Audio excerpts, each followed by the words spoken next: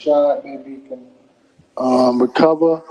But it didn't work that way, and it's okay. I mean, it's life. Unfortunate. This is what happens in big time boxing. Somebody was going to have to be in this situation. Unfortunately, it was us, and we'll got to move on. I mean, I have to. I had to fly to London tomorrow, so I can. I'm gonna hold on this for a long time.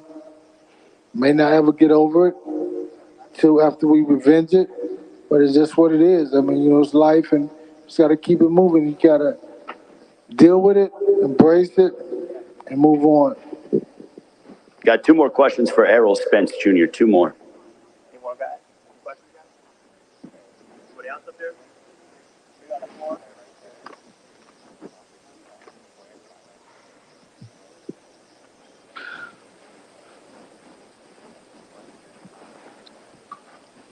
Marcus Hayes, Fight Hub TV. This question is for Derek James. First, Coach Derek, I want to ask you, we haven't seen Errol take as much punishment as he did tonight.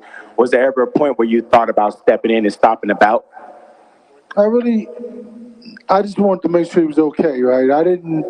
I saw him get hit with the big shots, but I think that you can see, for me, I see his legs was a little off, but I really wasn't. But then you think about it, the doctor's right there with me, and we're talking back and forth, and they're looking at him, and I'm looking at the doctors, and we're talking. So it's like, not really, but you just never know.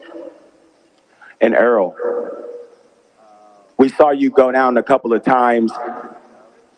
When you felt Terrence's power, particularly in the second knockdown, when you got up, what was going through your mind at that time?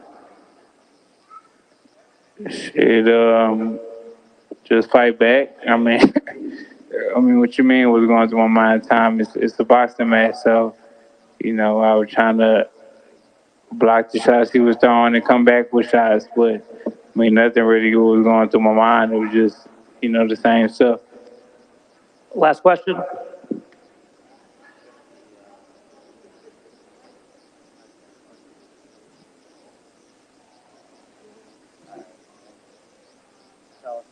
The mic.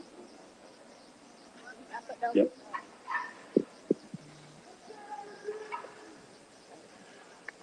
Cameron Buford, LA News Observer. Errol Spence, would you talk to us about what Terrence Crawford said to you? You hit the road, we're going to beat the traffic. All right. What?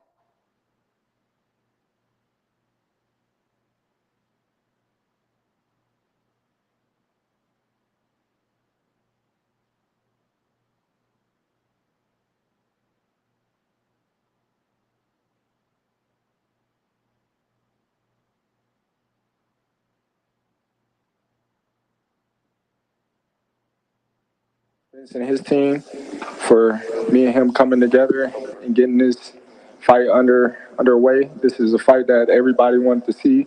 The whole world was talking about it, and we put on a great show. All right, at this time, I'm going to turn it over to questions for Terrence Bud Crawford. If you have questions, raise your hand. Terrence, Andreas there from the Sporting News. Just talked to Errol. He said he hopes to get the rematch, and he would like to have the rematch at 154 pounds. Are you interested in moving up in weight for the rematch, or does it have to be at 47? It definitely don't have to be at 47. Like I said, I'm in a hurt business. 47 was kind of hard for me too. I was already talking about moving up in weight and challenging Charlo, so 54 wouldn't be outreach of anything. Want to follow up with, how did you pull off getting Eminem to walk you out tonight? I don't know. It was just, I throw a rock in a haystack, and he replied, and, I told him to pull up, and he was like, I'm there. You're one of my favorite fighters. And, that showed, a lot of support for me, and that showed what level I'm at in the boxing world. Last question. Naoya Inoue was considered the #1 pound-for-pound fighter in the world after his performance on Tuesday. Do you think you definitively put a stamp on you as the #1 pound-for-pound fighter in the world after this performance? Without a doubt. Like I told everybody once before, the winner out of this fight was going to be #1 pound-for-pound, hands down.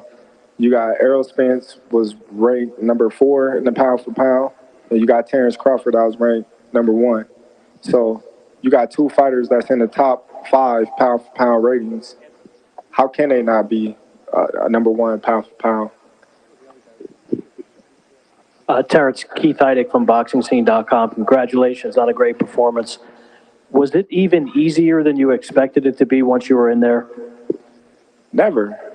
Like I said, we trained so hard in training camp that it may look easy in the ring, but these fights is never easy.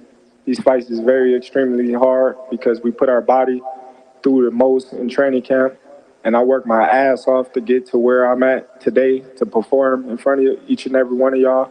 I even did things that was different this fight.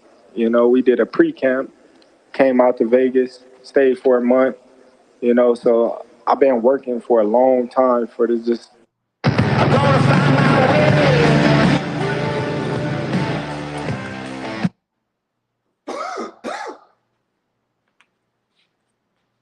Fuck those stupid ads, man. Yo, what's happening? Yes, what's going on, me old Chinas? What's happening, pals? Everybody doing all good?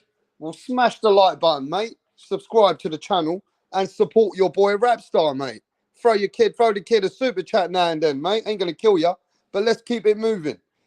Mate, the big news is that Terrence Crawford's team are now saying that having a rematch with Errol Spence is a waste of time. Now, the biggest fight that they were waiting for in the whole world of 2023, the biggest anticipated fight for the last 5-6 years. Errol Spence stayed on the fucking sideline, mate. Errol Spence didn't even fight anyone and waited for this opportunity for the undisputed fight with Terrence Bud Crawford. But now, Crawford said, as you heard earlier, you heard it just now. After the fight, Crawford said, yeah, I'll fight again. I've got to fight him again. I can't just let him down. He said, I can't let Errol Spence down, man. Errol Spence says, without him, I wouldn't be where I am today. He said Errol Spence made the sacrifices while Errol Spence's team and everybody else said, you're fucking stupid. Why are you trying to give him all this when you're the A side? Errol Spence said, I don't care, man. I want the fight. Errol Spence went against his team, Al Heyman, and everybody else. And the truth is, he paid a big price for it. And in that contract, there's a rematch. But the rematch is a rematch. But the thing is, Errol Spence can't make 147 anymore. Errol Spence can't make no fucking 147 anymore.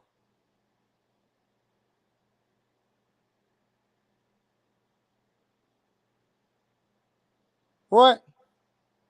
Man, fuck, Get the Smoke, man. Get the Smoke's a troll. He can't sue anyone, bro. He's a troll. Who the fuck is he gonna sue?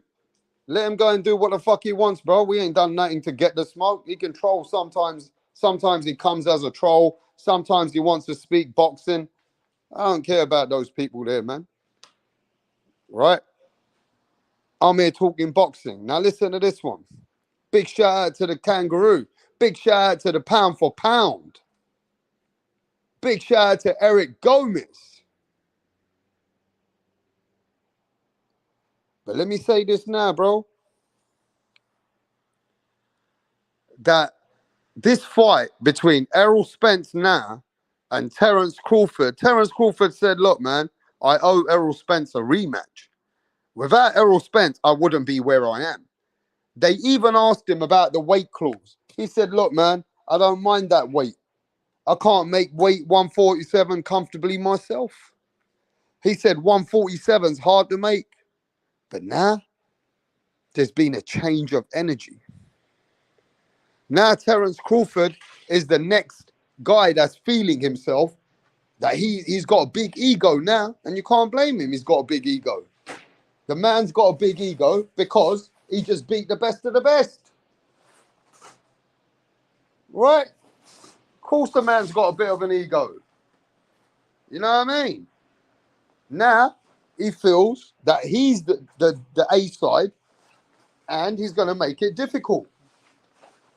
So now to fight Terrence Crawford in the rematch, he's going to want more money. And he's going to try and make Errol Spence come down in weight again. He's going to backtrack what he said. He said after the fight, hey, I want to go to 154 myself. He said the other day, I will go to 168 to fight fucking Canelo Alvarez.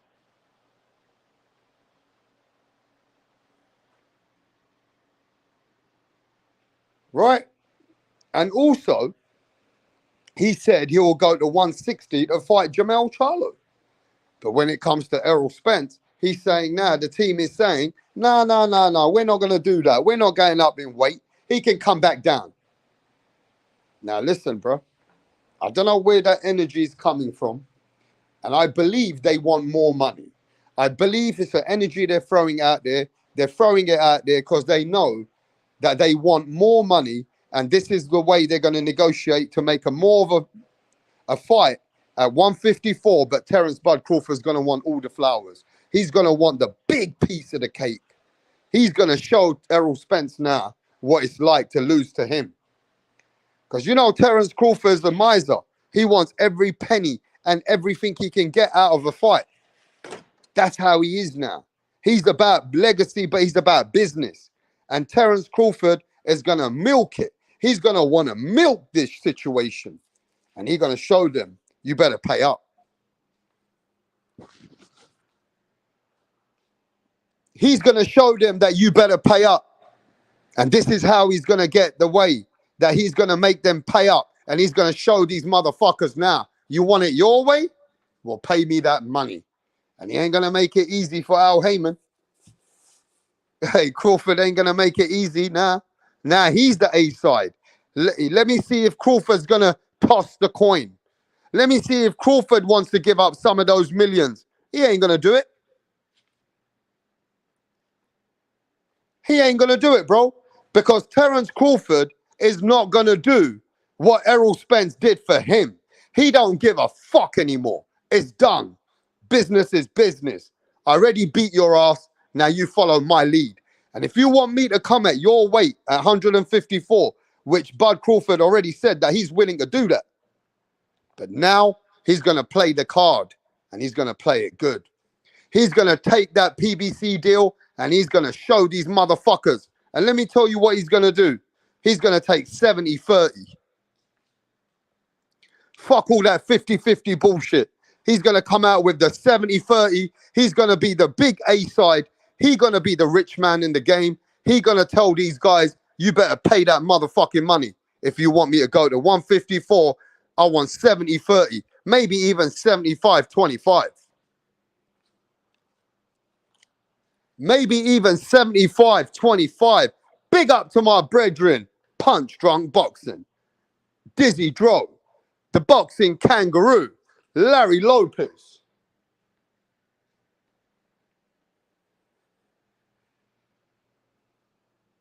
At the end of the day, there is no honorable, there is no integrity, there is no respect. When it comes to something like this, it doesn't matter what Errol Spence did for him.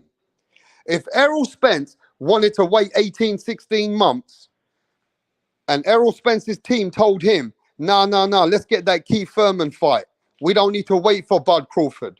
And he didn't listen. And he was the A side, and he still did the coin toss. He even had to do the coin toss because Terrence Crawford wouldn't fight him. He had to bring that extra millions for Crawford, or Crawford didn't want to fight. Everything that Errol Spence did for Crawford, Crawford don't give a fuck. Crawford's not an honorable businessman like that. Crawford ain't going to show you the respect that you showed him. What's done is done.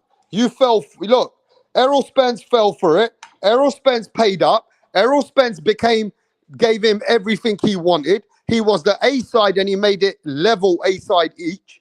He even did the coin toss and lost that. He gave Terrence Crawford extra millions while Al Heyman told him to hold back because Crawford's asking for too much.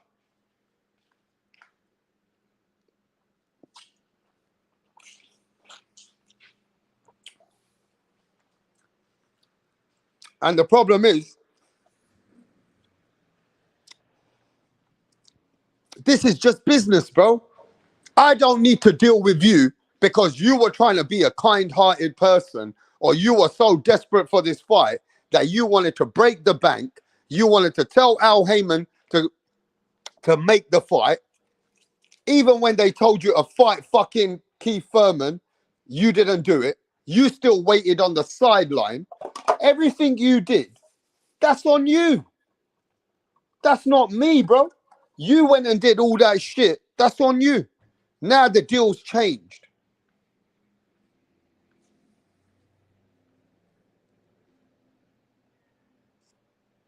Now the deal's changed. Now all the roads lead to Crawford. Now Crawford is the Mac Daddy. Crawford is the Al Pacino, Scarface. Crawford is the Don Corleone. Crawford is the man now. So guess what? You got to fucking wait and see the game, and you got to make sure that you got to wait to see what Crawford's going to do. Because Crawford don't need to come to 154. He might tell Errol Spence, go fuck yourself. He might turn around and tell Errol Spence, go fuck yourself, bro. I ain't doing it. And that's that. But I do feel like Errol Spence, you know, he did give up a lot.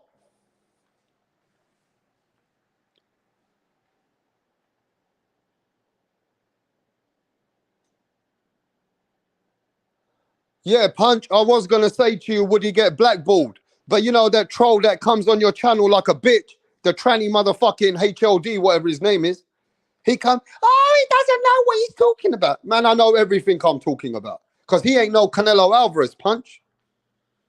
Terrence Crawford hasn't got a great credibility of working with people out there. He already cut off Bob Arum's arm. Al Heyman's fight, he was doing a fight-by-fight deal. He even try to make Al Heyman look bad. I'm just saying, Crawford might have all the belts, but he doesn't have the power to just go and bully people like that, bro. He has to fucking go and get people like Eddie Hearn, Bob Arum, Al Heyman. He ain't shit without them. I'm not saying that Crawford, look, me and you understand business. The casual fans don't understand his business. That's the problem. We know the stake that Crawford brings. He doesn't have the power with him. He doesn't have the guys with him that he's working with on a multi-fight deal. Do you get what I mean? So, of course, bruv, if this guy Crawford, he ain't no Canelo. He got to make a deal with someone, bro. You know what I mean? He got to make a deal with someone. He got to get Bob Arum, Al Heyman, Eddie Hearn. They got to play the game for him. He might be the guy who's undisputed. He might have all the belts, but he ain't the business of boxing. He don't know he can't do the business himself without those people.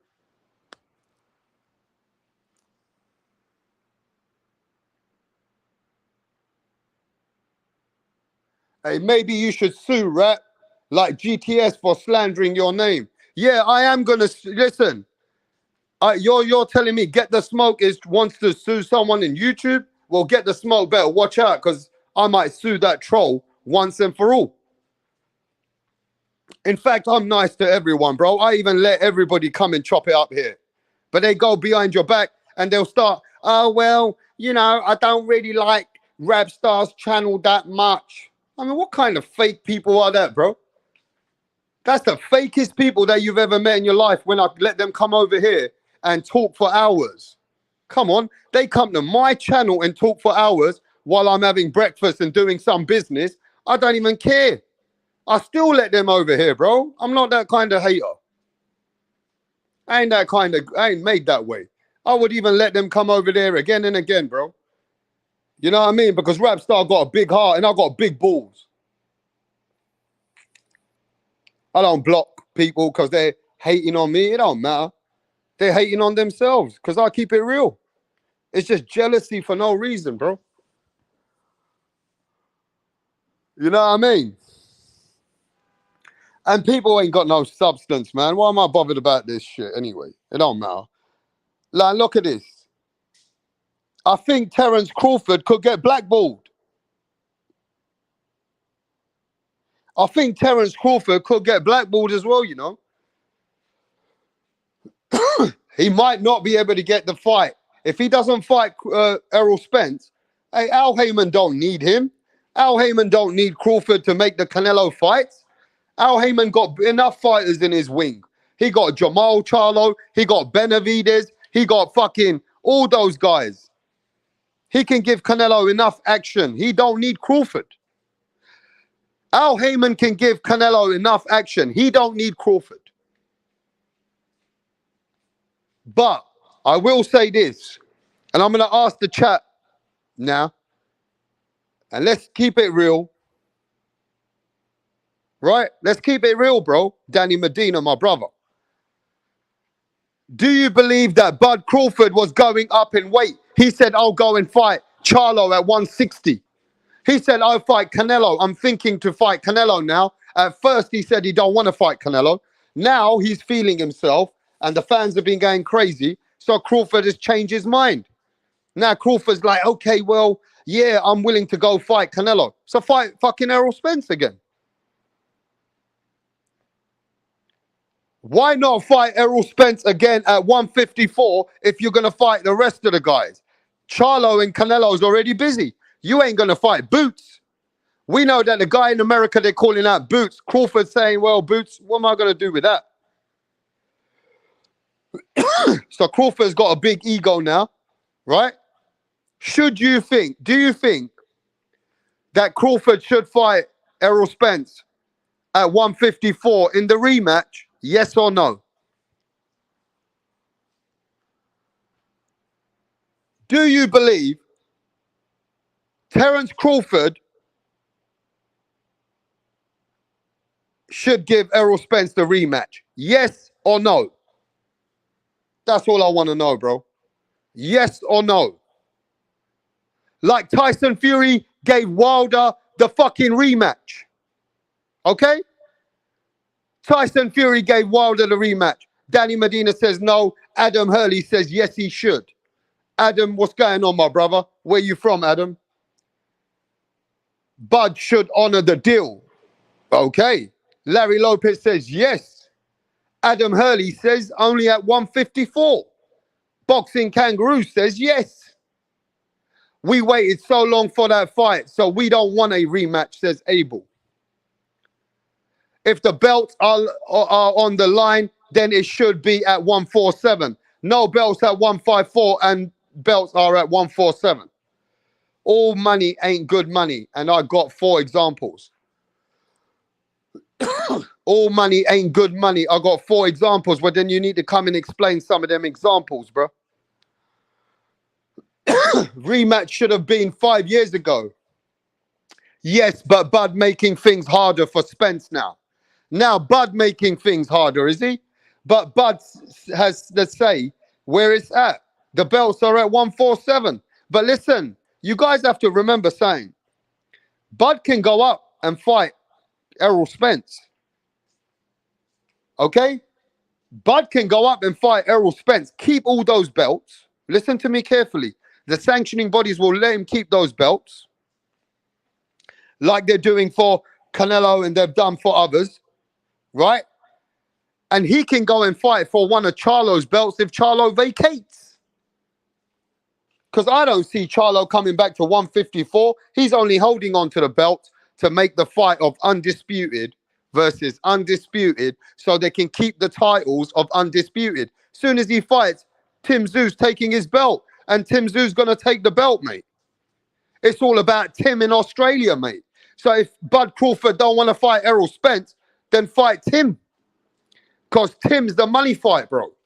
And stop overlooking Tim, mate. I'm telling you now, Tim is the real motherfucking dog. I feel that Tim can fucking beat all of these guys. Fuck all of you. Fuck all of you fucking haters out there for Tim Tszyu. Tim Tszyu can beat every single one of them on a good day. If he's ready, he's focused, he's training like an animal. That kid, Tim Tszyu, has got a heart. He's ready to die. He's a fucking man that I believe that you got to remember saying about Tim. He got the X factor. I said it right now.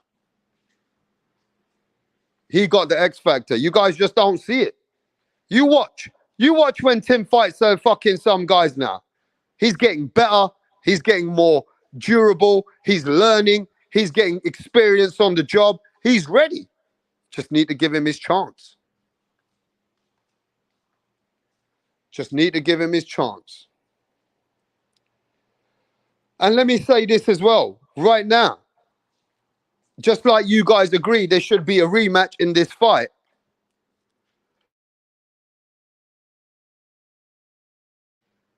At the end of the day, though, Bud Crawford's got other options. He can look, if Errol Spence, they play Errol Spence away from the rematch. You know what I mean? Bud Crawford's got Tim Tszyu. That's big money. Tim Tszyu and Bud Crawford is big fight. So he can go for that option if it's not Errol Spence. You know what? I'm going to be honest with you right now. Who would you rather see Crawford fight next? If Tim deals with his opponent, right? Tim deals with his opponent.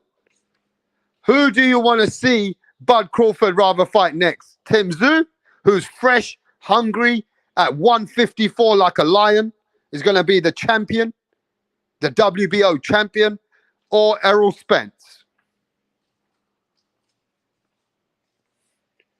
Who you want to see him fight next? Tim Tszyu or Errol Spence? Teofimo Pat Greedy ain't going to fight next. He's got a lot of work. He's still got work to do at 140.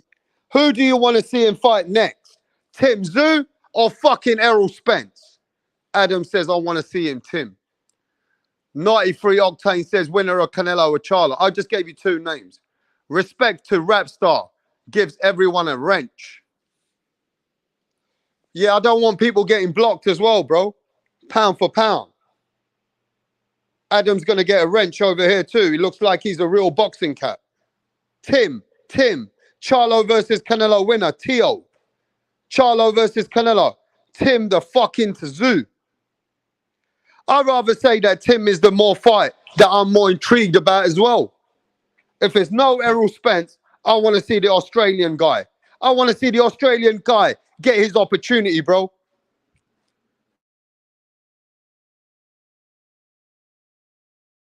Stop the bullshit. I want to see Tim Tszyu get his opportunity. Yeah? First he got the fight with Charlo. Oh, man. Well, you know, Charlo not ready. He's injured. Then Charlo postponed the fight. Then, oh, man, not ready yet. Then he goes and fights Tony Harrison. Knocks out Tony Harrison. Knocks him the fuck out. And then the Americans can't fucking deny him now. He knocks out the guy that beats Charlo and he knocks him out. So what? You say that he has to fight those guys. He beat him. So Tim Tszyu's a fucking live dog for any one of them, bro. You know what I'm saying? Tim Tszyu's a live dog for every one of them.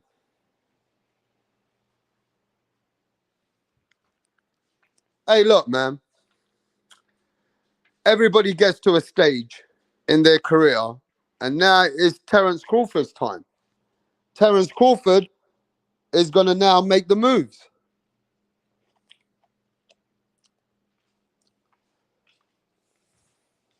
You know what I mean?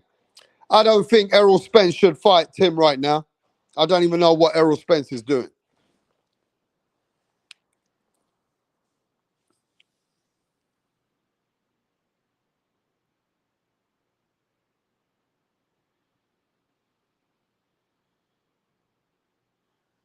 But like I said, bro, I feel like this fight is still in that it should happen. Even though that Errol Spence got beaten up, he should get his chance. He should get his chance.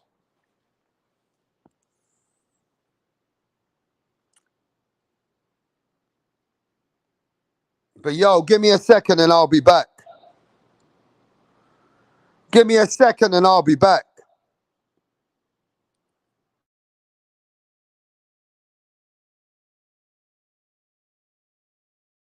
What up? How are you? I'm great. Can we meet you? My name is Tunde Tupac, aka the Rap Killer. Tunde Tupac. The Rap Flexer. Kill them all. Your name. Your name is Tunde Tupac. Tunde Tupac. rapper. You can rap. You can write the rap killer there. But Tunde is your It's name. okay. Yes. Okay. Thank you.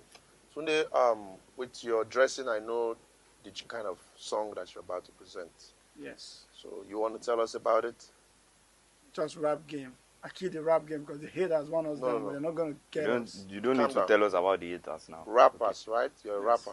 A rapper. Good. Let's hear you. Check it. Ha ha. Check it. Ha ha ha. Check it. Check it. Check it. I rule everywhere. I rule. They want to take me down, but they cannot take me down. Yeah. I rule New York. I rule Lagos to Atlanta. We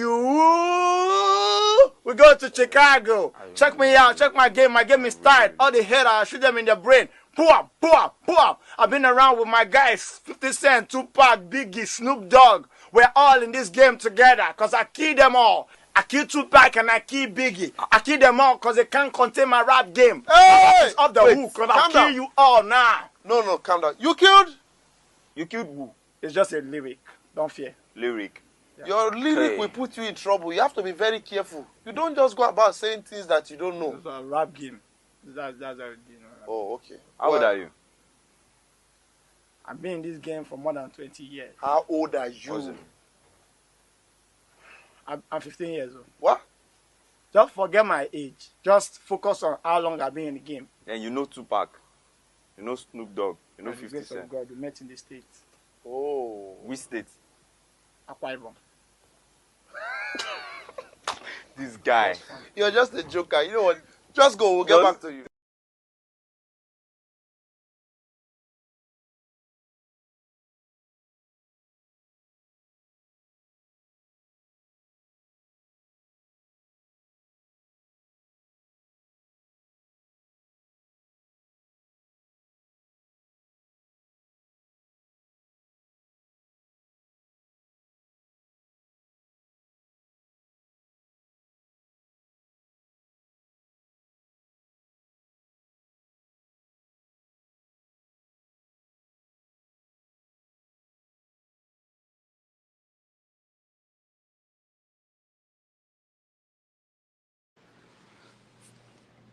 I gotta put two people in the ring. Him and Shakur, man. I'm waiting for, you also gotta do shit to him.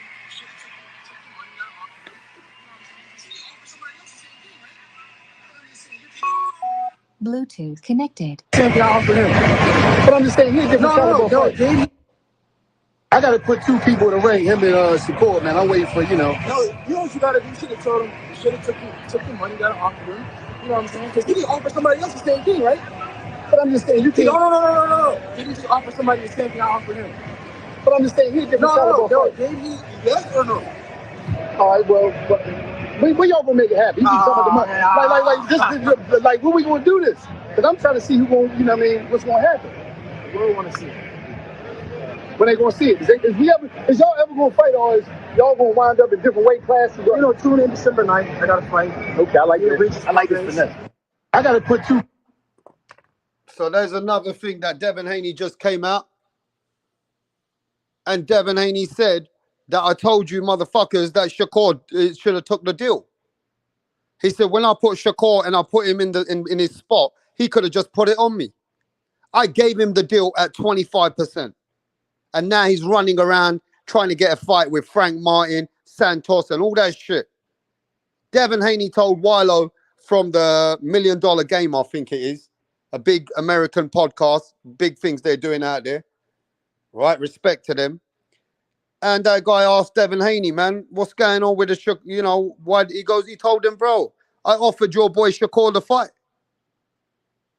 And now I knew that Shakur wasn't going to get the biggest fights. What's he earning now? What is he earning now? He said, I gave him the deal. He didn't put it on me. So now let him go fight these other guys, man. Right? And the same thing that he said that he's doing for him is the same thing that Shakur was doing to Frank Martin and telling Frank Martin, listen, bro, your name ain't that big in the game. I'm going to give you 25%.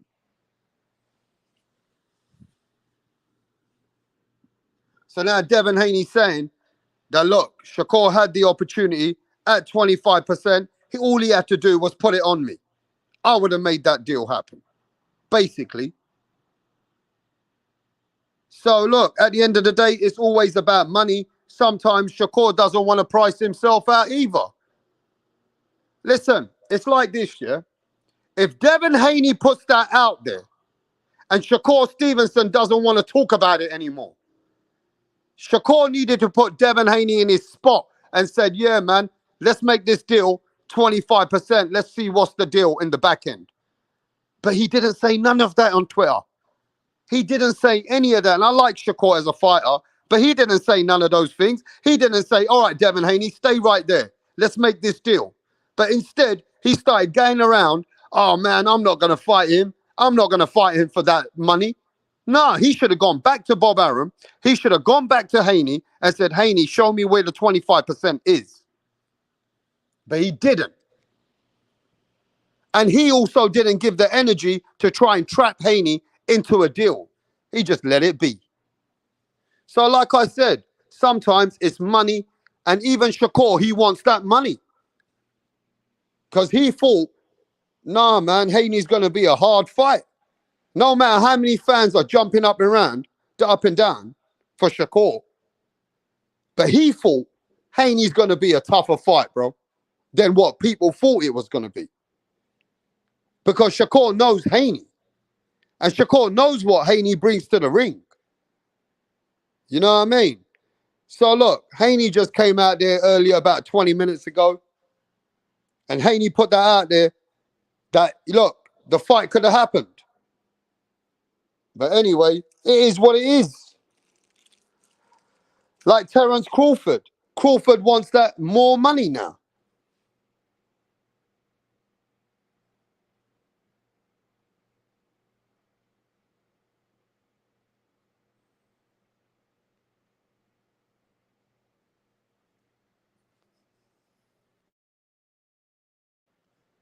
It's like Terrence Crawford wants more money too. You know what I mean? Listen, at the end of the day, money talks, bullshit walks. I don't care what anybody says. They can all be sitting there talking about what you want to talk about. It don't matter to me, bruv. Money talks and bullshit walks. Let's see what the chat's saying. Peter says, Bud is giving Spence a chance at Undisputed again. I don't see the problem. Well, the problem was, everybody saw, Errol Spence said straight away, man, you can't do that weight anymore. That was the problem. So if Errol Spence can't make the weight, then fuck the fight then, innit? Bud Crawford said he was going to fight, no matter what weight. He's willing to go to any weight for anyone else.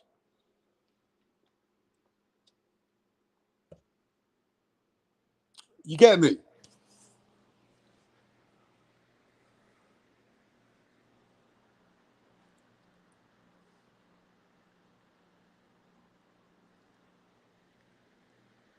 But hey, it's what it is, man.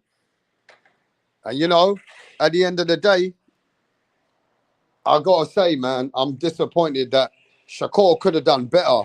When Haney came out with that offer, yeah, Shakur could have done way, way better by trying to trap him into a deal, by trying to, you know, put it on him on Twitter and say, don't go nowhere. Don't be fighting no one else. I'm going to go see Bob Arum. I'm going to go see Jay Prince. I'm going to talk to your pops. We ain't going nowhere. We're going to make this deal. He did not come with that, bro. He just started walking away from it himself. You understand what I'm saying?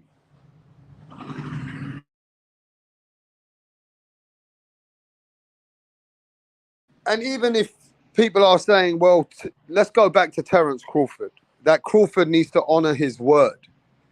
Look, there's an honor of the word, yeah, but 154 wasn't definite in the contract, bro. 154 was not indefinite for Errol Spence was not getting the fight guaranteed at 154. It wasn't written in the contract. It was an option, but the contract where Terrence Crawford has to fight Errol Spence in a rematch is at 147. Problem is, Errol Spence can't do it anymore. He's finished at 147. He's overgrown that weight. He's been there since day one, from when he was a kid. His body just can't handle it, man. He just can't deal with it anymore. He's drained at that weight, and every fighter can't make that weight anymore, bro. After decades of boxing at the one weight class, it's over. Time to move on. Look at Teofimo. He couldn't stay at 135. Errol Spence is 30 fucking plus years old. So how do you expect Errol Spence to stay at that fucking weight? It don't make sense, bro. And you keep talking about the belts. Well, Crawford got options. Jamel Charlo's going to probably give up the belt. He can fight for Errol Spence, and they can fight for another vacant belt, while Terrence Crawford can still keep the belts at 147 pounds. So I just think if you want to, you can. Look how easy Terrence Crawford beat Errol Spence. This would be easy 20 million and plus he'll be making. He can make that kind of money in his life to beat the guy that's the easiest fight of his life. The easiest fight of his life. So why is anybody fucking shook about that? Is it because now people are starting to realize that maybe Errol Spence wasn't at his best that day?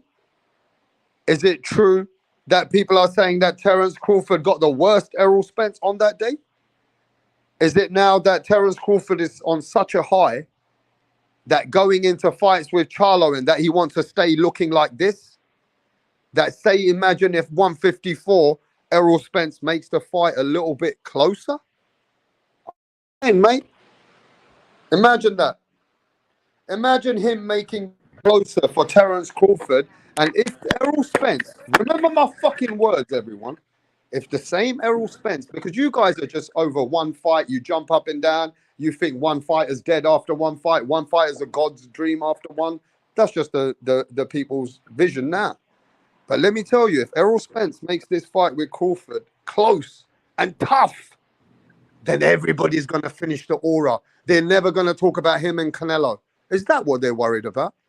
There could be a lot of factors. Like Punch Drunk said, he got 8 fucking remedies. I'm giving you 4. There's many factors why maybe the fight needs to be this way and that way. Maybe there's pressure, they're doing this, so the team is playing these tweets. Guess why? They're going to push for more millions. There's so many different examples into this situation, but no one better to tell us than Punch Drunk Boxing. Raps for Boxing as the voice of the UK, London, Sheffield, Liverpool, East London, West London, the director of Top Boys. Nah, Top Boy, I don't represent Top Boy like that was my Rap Montana days. You know, that's not a very good example of us Londoners, you know. They're showing you the, you know, the dirt side of it, and you know, like stuff which is underground, which is not really that shit about England. You know what I'm saying? I'm glad you're saying that though. Yeah, but because there's a lot of negative vibe. But yo, Punch, we've seen what we're talking, right? You told me you got 8 examples. Let's talk. Well, I got 8 examples of why all money is not good money. But before I get to that, the Bud Crawford thing. I believe, of course, as well that Bud Crawford is using 147 as leverage, to renegotiate the contract or to break the contract and then to renegotiate for more money. I mean, that's good. That's good business if you ask. That's smart business, right? He's trying to be savvy, but by being savvy, we got to understand that in boxing, it's been a 4-sided pie, like a pizza pie for quite some time. It's Matchroom, it's PBC, it's Top Rank, and it's Golden Boy Promotions. That's the slices of boxing. You know what I'm saying? And Bud Crawford, as savvy as he think he may be, he's not going to be savvier than Al. He's not going to be savvier than Eddie. He's not going to be savvier than Hoya. And he's not going to be savvier than Bob Arum. As much as he's trying to be savvy right now. Now, I said about honorable. But you did say something earlier, and I tried to think about what you said earlier as well, yeah? You said he might be able to sign a direct deal with Showtime. But then I looked at that deal, yeah? After you said that, he's very limited in who he can fight. Exactly. That's why I was thinking. So there's no deal that deal doesn't really, I don't think that works for him because he's not young trying to come up in the next 10 years like that. Well, I mean, if you could do a three fight deal like Canelo Alvarez, I mean, but I get it, but he still needs Al. But exactly. And He that's can't what, do and it that, with and that's Showtime. what, and that's why I was thinking about, because if you try, remember, if Bud Crawford's trying to be savvy with Al Heyman and Earl Spence for that 100, trying to use that as a bargaining chip, the 147. Yeah. Let's get some more money. Let's not forget that Bud Crawford is only calling out two guys that he wants. He wants Charlo and he wants Canelo. Yeah, if you're playing savvy with Al Heyman now, and let's say Al Heyman said, "What's wrong with this guy, man? We gave him an opportunity. I didn't even want to give you the opportunity. We wanted Thurman and Earl Spence. You know what I'm saying? Where's your word? You told Earl Spence that you will fight him in 154. But again, that's Earl Spence. The Al Heyman is different. You know what I'm saying? So Bud, he may think he's savvy with Earl Spence, but by being savvy with Earl Spence, might lose our opportunities on the other two fighters that he want to fight, in Charlo and Canelo. And that's what he might be blackballed. Maybe Al Heyman say, I don't want to work with this guy. I don't want to work with this guy. You know what I'm saying? He don't want to be honorable. He don't want to give my guy a rematch. We gave him an opportunity, but okay, you want to play hardball? How about you never get the Charlo fight? You never get the Canelo Alvarez fight. You probably get the Canelo Alvarez fight after the 3-fight deal he has with me, See, the but you ain't problem getting is, him on my Punch. watch. Yeah, see, the thing is, Punch, yeah, I understand that because I know behind the scenes, you know people who do business with Al Heyman, right? And one thing I've learned from people like yourself and other people who ever do business with Al Heyman likes to do business with people in a long term. He likes to grow with people. You already told me what his attitude's like and how he's always about his boxers. If he doesn't have that relationship with Crawford, I don't want to sound bad, but Al Heyman don't need Crawford He because don't need you got to Crawford. He work didn't with him. build Crawford. He You got didn't to work invest in with him, Crawford. right? You got to work with Al because Al is a big commodity himself. But if you don't shake hands with him and you try to be self-centered and one-sided with him, it won't work, will it? Now remember, he fucked them over. He fucked them over once with the going to BLK Prime, leaving out of negotiations. Because let me tell you like this: how Bud Crawford fucked up the business. Even though they got the fight. All belt federations withheld the welterweight division for that particular negotiations, right? It had everybody from Stanionis, from Keith Thurman, almost everybody in the welterweight division from the summer to the end of the year was all held up because of the negotiations which Bud Crawford pulled out of that negotiations and went to BOK Prime and fucked up the momentum of what it was supposed to be, right?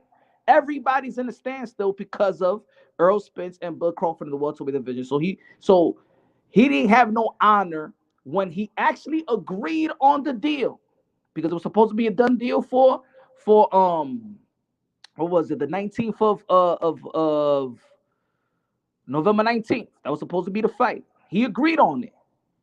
So this is gonna be the second time where he's gonna honor the contract, but he feels, I believe that Earl Spence is banking on the honorable of the opportunity that he gave, and he wants probably Bud Crawford to be to honor the you know what I'm saying, the how you say, business in good faith of Earl Spence, in which I believe that Bud Crawford is not his friend. Bud Crawford don't give a damn about the Earl Spence.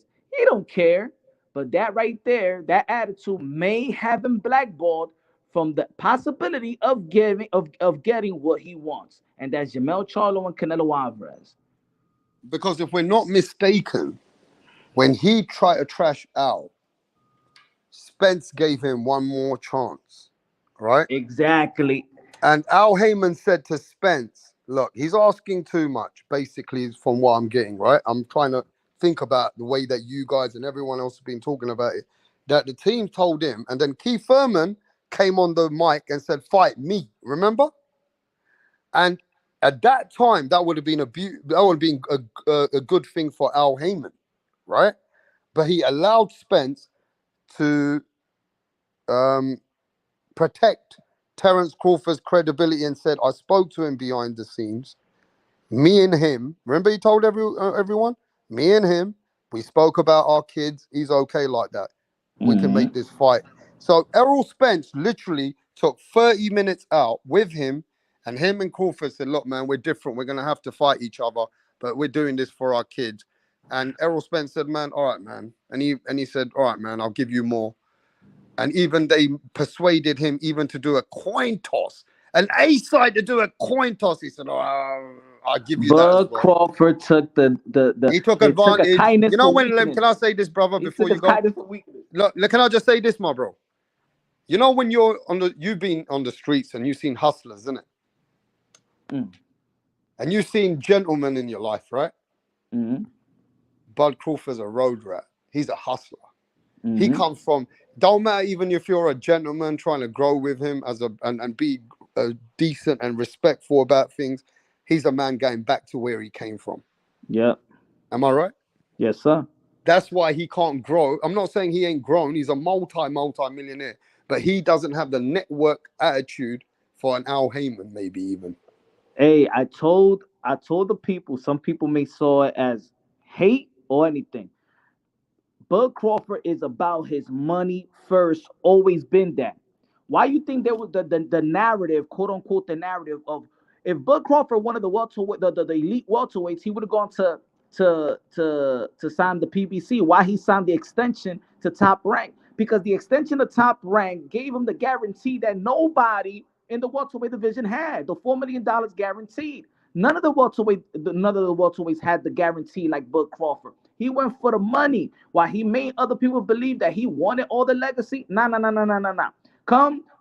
He gave you that example. He gave an example of fighting David Avenesian and get leaving the negotiations. Right? Can you imagine if Earl Spence would have fought a guy like Keith Thurman or something like that and would have lost? They would have lost that potential big fight.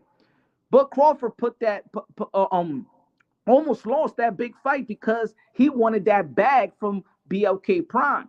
Bud Crawford was always about the money, the hustle. And what he did, you know what he did? Bud He's Crawford. got road mentality. Bud Crawford do what many men does that got a wife and got a mistress on the side. You keep the wifey happy and the mistress happy. You have it and you have it there if shit fucks up. You know what I'm saying? He treated Earl Spence like a little hoe. Not that bad. That's in love. No. He didn't treat him that bad, Punch. I think to be fair with you, He Errol wanted Spence. that No, because but now bruv, look, it's that not hoe his right now fault. is It's not. is It's not his fault like that. If you ask me, I think Errol Spence, bro. You know why? I blame Errol Spence as well for being this kind of person. but that's what I'm saying. But it had to be the sweet Bud Crawford that got him that got him Yeah, thinking. because Errol Spence came back from death and back, so he don't. He's like changed now a little And bit. look at this. So Al Heyman, as we all know, wanted Earl Spence to fight Keith Thurman, right? So this is two things. Is PBC gonna be like, oh, you didn't want to honor us to Earl Spence? See, his team didn't want him to fight Bud Crawford, but fight Keith Thurman. See, Earl Spence went against the business. And this is the eighth example of what happens when you go against the business, against the people that's investing money in you, against the business. I'm gonna Okay, give you eight examples. Can I give you eight examples? Or you got something? yeah, we got a few people in the back too. Oh, go So should ahead, we go ahead. keep it? And then I want your examples though. All Yeah, right, go ahead. I want it back to back like Tupac. All right. Is that fair? So we can just go bam, bam, bam. 8 examples given already from Punch. 8 examples. All right, I'm gonna hold you to that. Now watch this. I got some good news for the next panelist, which is a friend of mine.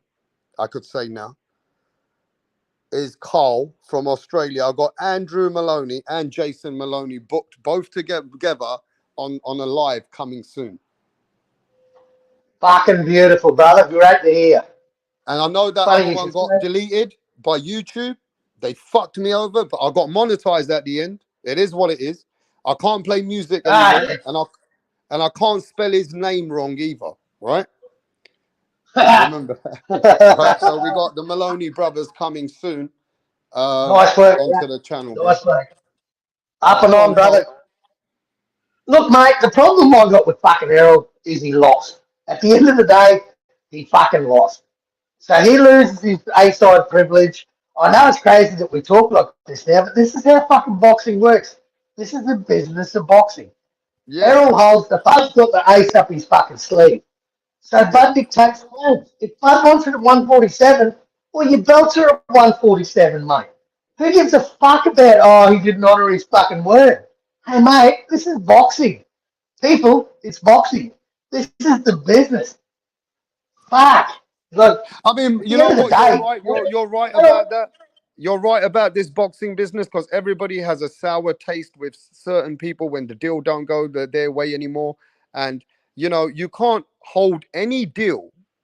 And I believe this, whether it's even if like Punch or you say we were talking behind the scenes and we were these kind of guys, and I said to you and Punch, look, man, we got kids. Come on, man, you got to do me better than this, bro. I'm coming to the end of my career. Errol, you're going to be having your rest of your career. You got a few years on me. You know, I might have been talking to him about my kids, his kids, and then say, okay, well, the loser, we got to get a get back as well. Like they agreed, right? And you know, we got to get a get back as well, man. No matter what happens. And he goes, yeah, we get a get back. Whoever loses, right? We'll have another fight. And at the end, I turned my back on you. So no, no, no, no, no. Fuck that shit, bro. Whatever I said to you behind the scenes. Yeah, no, fuck that about your kids and all that. No, I'm the A side now. I've won. No, you come my way. Totally my way. Fuck your 154. Now I'm gonna make play you. You come back to 147. Right? If I did that to you, that's just business, right? But as an integrity as a man, you're not a good person, are you? yeah, Feels but that way, right? do we know that that's what fucking happened? Like, do we Well, know they what the already fuck said it, goes on? didn't they? They already said it on TV. I can play it for you in about 5 minutes. When he said me and him spoke 30 minutes behind the scenes. And then when they asked Errol what did they speak about, he said we speak about each other's families, our kids. Do you remember that? Does everyone remember that?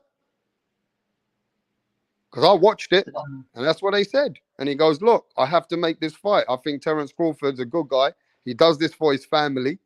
I can't, you know, I think, you know, just let's do what we got to do. I give him more than I could ever think. So he did that. That's a fact. As a man, that's a fact. But as a business, Carl, I don't blame what you're saying. Business is business. It was a verbal agreement. A verbal agreement don't mean shit when it comes to a man when he can turn his back on you. Well, here's the problem I got with Errol with all the shit he said, right? The problem I got with fucking Errol is he activated the rematch clause and he said, hold them belts, I'm coming for them shits. Now, to me, that says we're fighting at 147. Because it don't mean fucking shit at 154.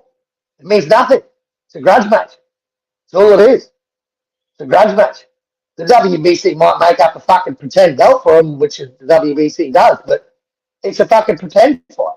So at the end of the day, why the fuck did Errol say, hold them shits, I'm coming for him? If he didn't want to fight back at 147. That's where the belts are. There's nothing of this bragging rights, but that's about it. I don't think Bud's about bragging rights. I think Bud's at the point in his career where he just, he's cashing out, mate. So basically, in your eyes, you don't blame Bud right now because he's beaten the guy. And if he wants to say, nah, I'm going to make it this way, it's his way because he's the one who's got all the belts. All roads lead to Bud Crawford now. And it's like, it's his way or the highway. Is that correct? Yeah, 100%. 100%. Okay, I don't disagree with you because that's a real contract. That's a real business way. But a verbal is different because verbal don't mean shit. Exactly, right. And it's 2023, motherfuckers. Let's keep it a buck. Who's solid on fucking boxing? Okay. Who's bothered with it? So after you watching this whole vibration, you've seen what Spence has done to make this fight. Do you believe that he deserves the rematch? No, but at 154, do you believe that Terrence Crawford should honor him that? You If he know can what, keep all Brad? his It means belts, fuck. let's say he can keep all his belts and make another 20 million. At the end of the day, Rap, it doesn't really matter what I or you think. At the end of the day, it's what the fuck Bud's going to do. And if Bud says it's at 147, man, that's where the belts are. That's my whole argument. This whole thing held up 147 for how many fucking years? How many years were we held up at 147 because of these fucking belts? Now that he's Bud 1-1, like us whooping, Now he's got to fight him at 154. Why the fuck does Bud have to do that? The belts are at 147. The fight is at 147. You motherfuckers, you motherfuckers sat on them belts for that many years and didn't give us the fight when we wanted the fight. The fight's at 147 as far as I'm concerned. There's nothing at 154. So at the end All of the right. day, that's where the belts are. Why the fuck did he activate his rematch clause and then turn around his very next fucking tweet, Errol Spence said, hold them belts, I'm coming for them shits. So No, what he that said the tells me next that day. He said to the next day that also the next day he said I'm moving to 154. I can't do 147 anymore on Twitter. so that's Bud's problem. That the dude No, can't make money. that's not Bud's problem. Now, only thing is, Bud can do what he wants. Now Bud can do what he wants. Errol Spence don't need to get the rematch because he's going to 154. And if Terrence Crawford don't want to make that big money, he'd rather go to 160 for Charlo or 168 for Canelo, but he don't want to go 154 for Errol Spence. Then at the end of the day, that's a little bit to me. I feel if you're willing to go up in weight for others, why not go up in weight for him as well? Make a lot more money. I mean, you understand that too, right, Yeah, Cole? You don't need to make yeah, 100%. you don't have to make Now, Errol with the, Spence. You don't have to blackball Errol Spence. You don't have to treat him bad. You know, at the end of the day, if he can get his opportunity, look. I also believe this. I believe that fighters can also have a bad day, and right now, maybe there's people behind the scenes contacting Crawford and saying, you know, we can make you 40, 30 more money. Just wait, we might get you the Canelo fight, right? And that might be fucking Terrence Crawford's head up a bit, right? And who's the only people who could be fucking saying that shit? just saying, To Bud. people and The same people fuckers that behind are trying people to in his make this team, innit? fucking deal. People in his team. See, the Not people only in his his team, team but he's could got have to be the talking to people in who? his team could behind the scenes, Cole. The people in the team could have contacted Canelo's people, said, "Look, is there any interest for Terrence Crawford big fight in the future?" And if they say, "Yeah, we're very interested," right?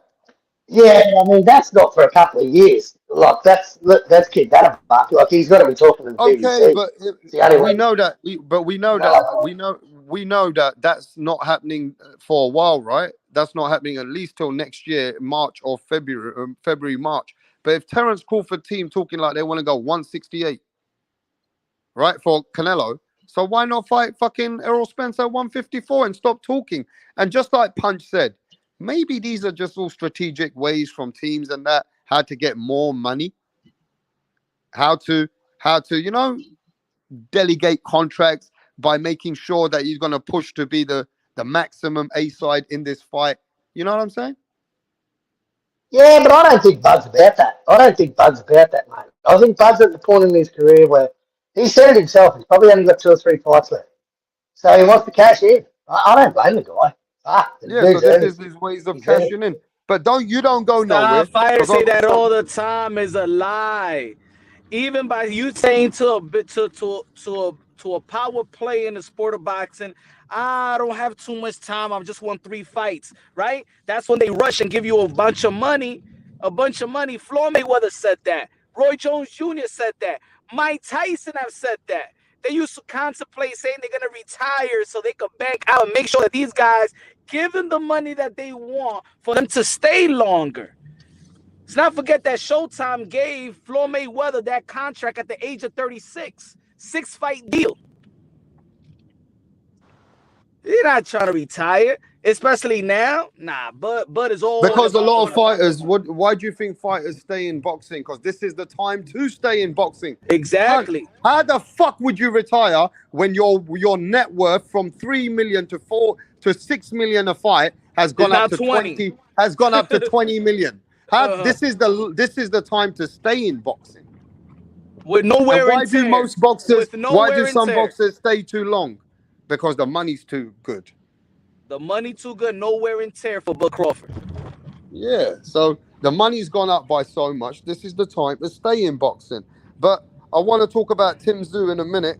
But are you there, Tip Bayliss? Tip, what the fuck you doing?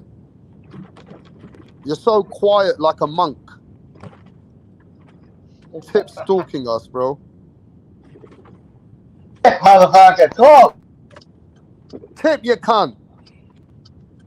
Oh, fuck off. Yeah. So, Punch, I need your 8 examples. 8 examples and probably more, right? Okay. I gave you Mikey Garcia was really supposed to fight Vasily Lomachenko. He went there and chased the money versus Earl Spence, and what happened to Mikey?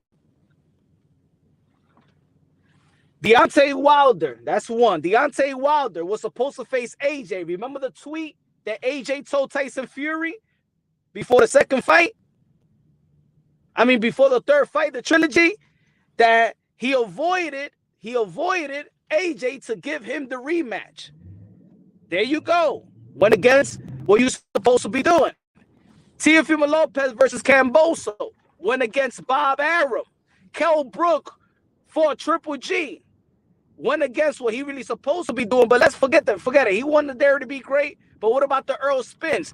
Dominic Angel and Eddie Hearn said, don't fight Earl Spence. And what did Kell Brook say? No, I want to fight. I don't want to lose my belt. They put him in the stadium.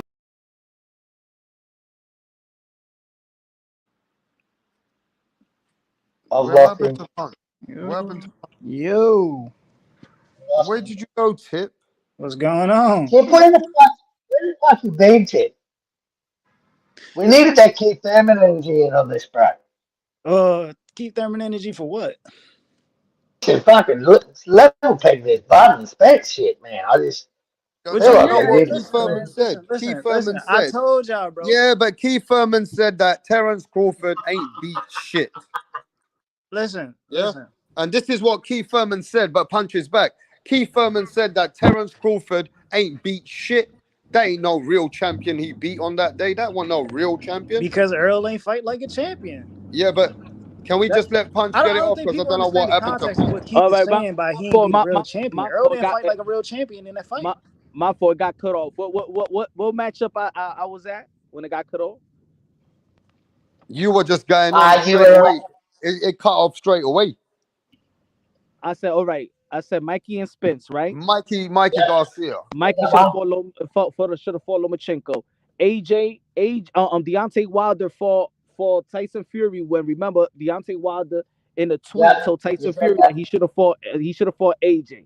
Right there he went against. Chasing when you're not supposed to be chasing.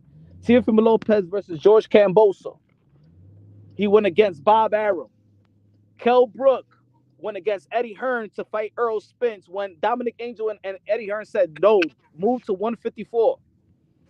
Ryan Garcia versus Gervonta Tank Davis. Golden Boy Promotion. That's the one I was going to say. It says, Oscar De La Hoya wanted him to fight a tune-up. Ryan said no, and look what happened. All these dudes are wasting their time making big fights and not taking tune-ups before they go into big fights. That's why Keith Thurman is smart. Keith not going to go into a big fight without taking a tune-up. At least. When's Keith fighting? When's Keithy boy gonna tuck it off him, Tip? So look what happened to Earl Spence. Earl Spence was supposed to take a fight in between fight to fight a Keith Thurman. He said no to Al Heyman. Then he got his ass whooped by Bud Crawford. You know what I'm saying? At the time, all money ain't good money at the time. Did anyone tell Stephen fucking Fulton not to fight anyway? Did anyone tell fucking Stephen Fulton not to fight anyway? No, Al Heyman he gave Stephen Fulton his blessings. Yeah. Because of the money. The money was right. Yep. But that actually makes sense, though, innit? All money is not good money, is what he's trying to say, innit? All money is not good. Yeah, money. Exactly. Especially that, and the sad part about it is not these fighters got opportunities. See, these fighters, the fighters that I'm saying all money ain't good money, they make decisions against the people that actually do this for a living, promoters, matchmakers. They know. You think they want to lose out of their investments? They know who they sign. They know their fighters. They know when they lack it. They know when they're shot. This is their money. They're investing millions of dollars. They're not in it to throw money away. You feel me? So going against the business, these fighters are going against the business. Earl Spence It went against the doesn't. business. It doesn't work out well for him. Punch. Doesn't work out well. The problem I got is the fight's at 147. Like, See, the thing is, though, I, Punch, you can't blame some of these people. They don't speak to people like we do behind the scenes. It's like when I spoke to, and I just want to stop you here, Cole, because it does give you a different outlook, Punch. When I spoke to, I don't want to say too much, but the Maloney's manager, yeah? Yeah, At Tony. that time, Shout you out to know, when Tony. people were coming on my channel, yeah, they were saying, well, Maloney's ducking Nonito and that. That's not true. Mm-hmm. Because Bob Arum had a fight with that Vincent, what was that guy's name? The guy he fought. Yeah, oh yeah, that guy. Bob Arum already had a plan. They want to make money their way. They've invested in Maloney. Mm-hmm. So Maloney already said that the fight he wanted was Nonito, but they're not going to listen. Yeah. Because at the And end they of the wasn't day, doing the no bit. smart business for Maloney was for Bob Arum to make him a champion and get him ready for unification, to make way more money on his investment. And they wasn't this doing no fella here. business. They wasn't doing no business with Probellum fighters. And look what Yeah, happened that's to just Probellum. business. I've learned all this though, Punch, through speaking to these kind of people. Well, everybody came on my channel. I was told not to say nothing, to be honest, because I don't. Now it's all done and everyone's seen the fights played out. We know that Maloney was getting himself an opportunity to be a champion, right?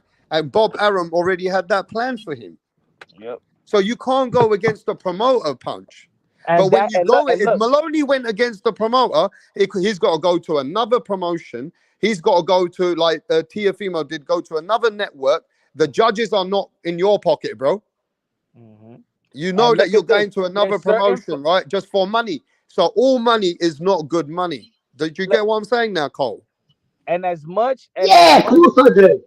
look, and as much as these fighters may want to go against the business, remember, like I just said, these businessmen know what the hell they're investing on. The reason why Gervonta Tank Davis is still successful is because he doesn't go against Al Heyman, even though that I know Gervonta Tank Davis want to fight a Haney. He wants to fight a Shakur. He wants to fight as a competitor. He does, but he's not going against the business. And he's banking in. And as much as the fans hate it and stuff like that, the day that they say, you know what, now it's time to risk it all. Now it's time. Now go fight Shakur, go fight Teofimo Lopez. Everybody that was complaining before is going to buy the fight and going to watch it. Yeah, but we already Rap, you understand. there? You making a point, and Carl also has to understand that he's grown as a fan. Because I remember Carl has educated himself by learning from these people that he spoke to now behind the scenes and seeing that the business is not what they tell the fans. Now I remember Carl, you Right, was look at it. upset. Have Carl, a you look were at upset when you have a look didn't know. You were upset have, at once, Carl, because you felt like have a look at me shirt. Maloney might not be fighting, and it didn't look good for Australia. Remember? Hey, Rap, I'm converted. Have a look at my shirt, bro. I've got my camera on. Check my fucking shirt out, bro. Yeah, but do you understand what I'm saying? You've learned to grow by speaking to people and realize that the business is totally different to Yeah. what they're telling the fans.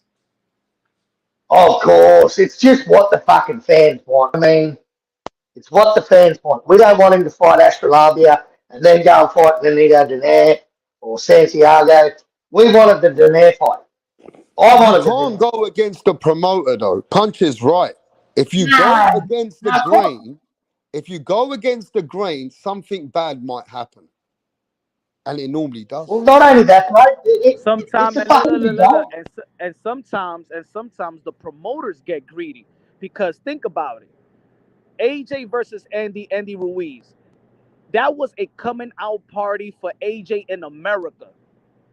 That's why they was rushing it. But in all actuality, when you look at the matchup and they understand who Andy Ruiz was, that was very dumb for them to put him on a 4 to 5 week notice versus an Andy Ruiz as an Olympian and is a credible heavyweight at that time. That was stupid of them. The thing, they got greedy because they know they had a sellout crowd in Madison Square Garden for AJ.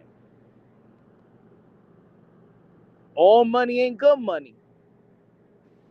Nope. exactly. All money ain't good money sometimes, bro. You can't just keep, you can't go, because see what happens is money changes you though, Punch. When you know that you can get this much millions, you want to go against the people that are not allowing you to make that money. But if you trust in the process, they'll get you that money anyway. Do you know what I mean? Yeah. You got to trust the process, and you've got to be patient sometimes. And some people ain't got that. But out of all the promoters, oh, no, wait. Out of all the promoters, the greedy one is Eddie Hearn. The greedy one is Eddie Hearn. Eddie Hearn will sacrifice his fighter for just a little bit of more million. He put Kell Brook versus Triple G knowing he doesn't have a chance. He was about to put Conor Benn versus Chris Eubank. He put AJ versus Andy Ruiz. He is greedy for the money.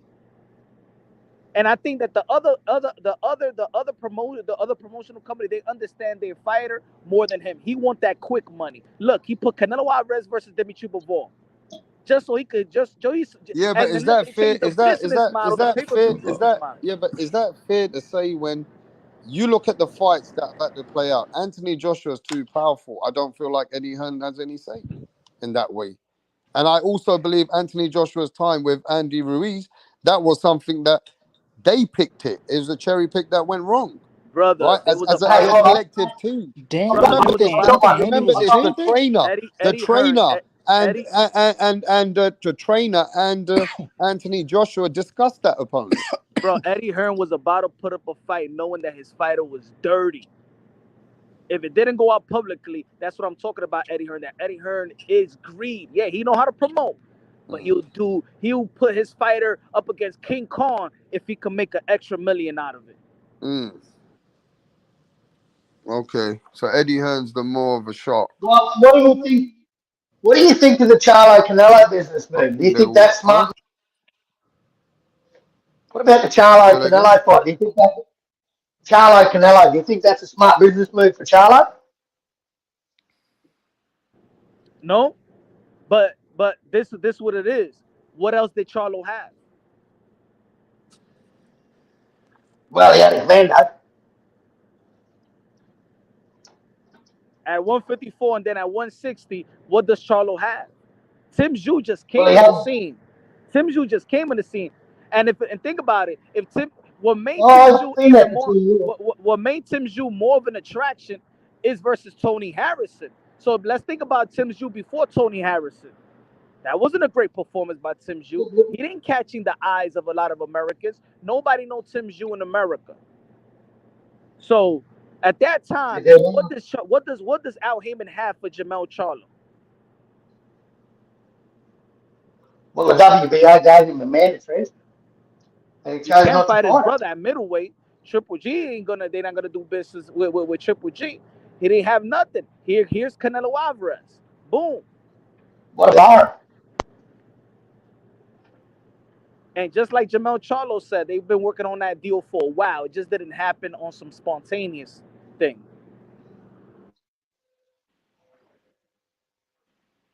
Yo, Tip, what the fuck you doing again?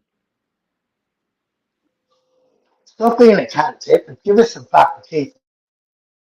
Tip's a fucking joker. But I'm going fucking forward, pissed. Oh, yeah, sorry, man. man.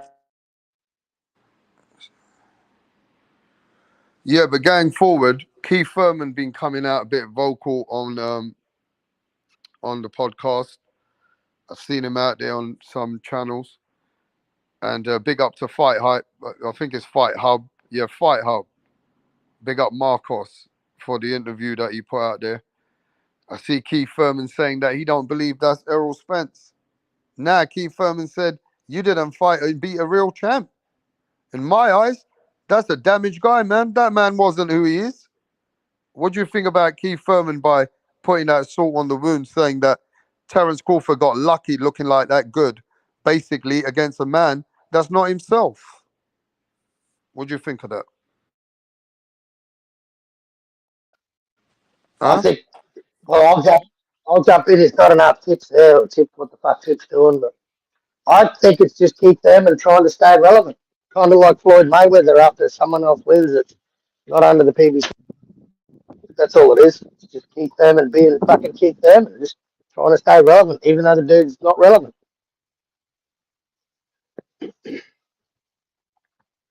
He talked a lot of shit before the fucking Bud and Errol fight too.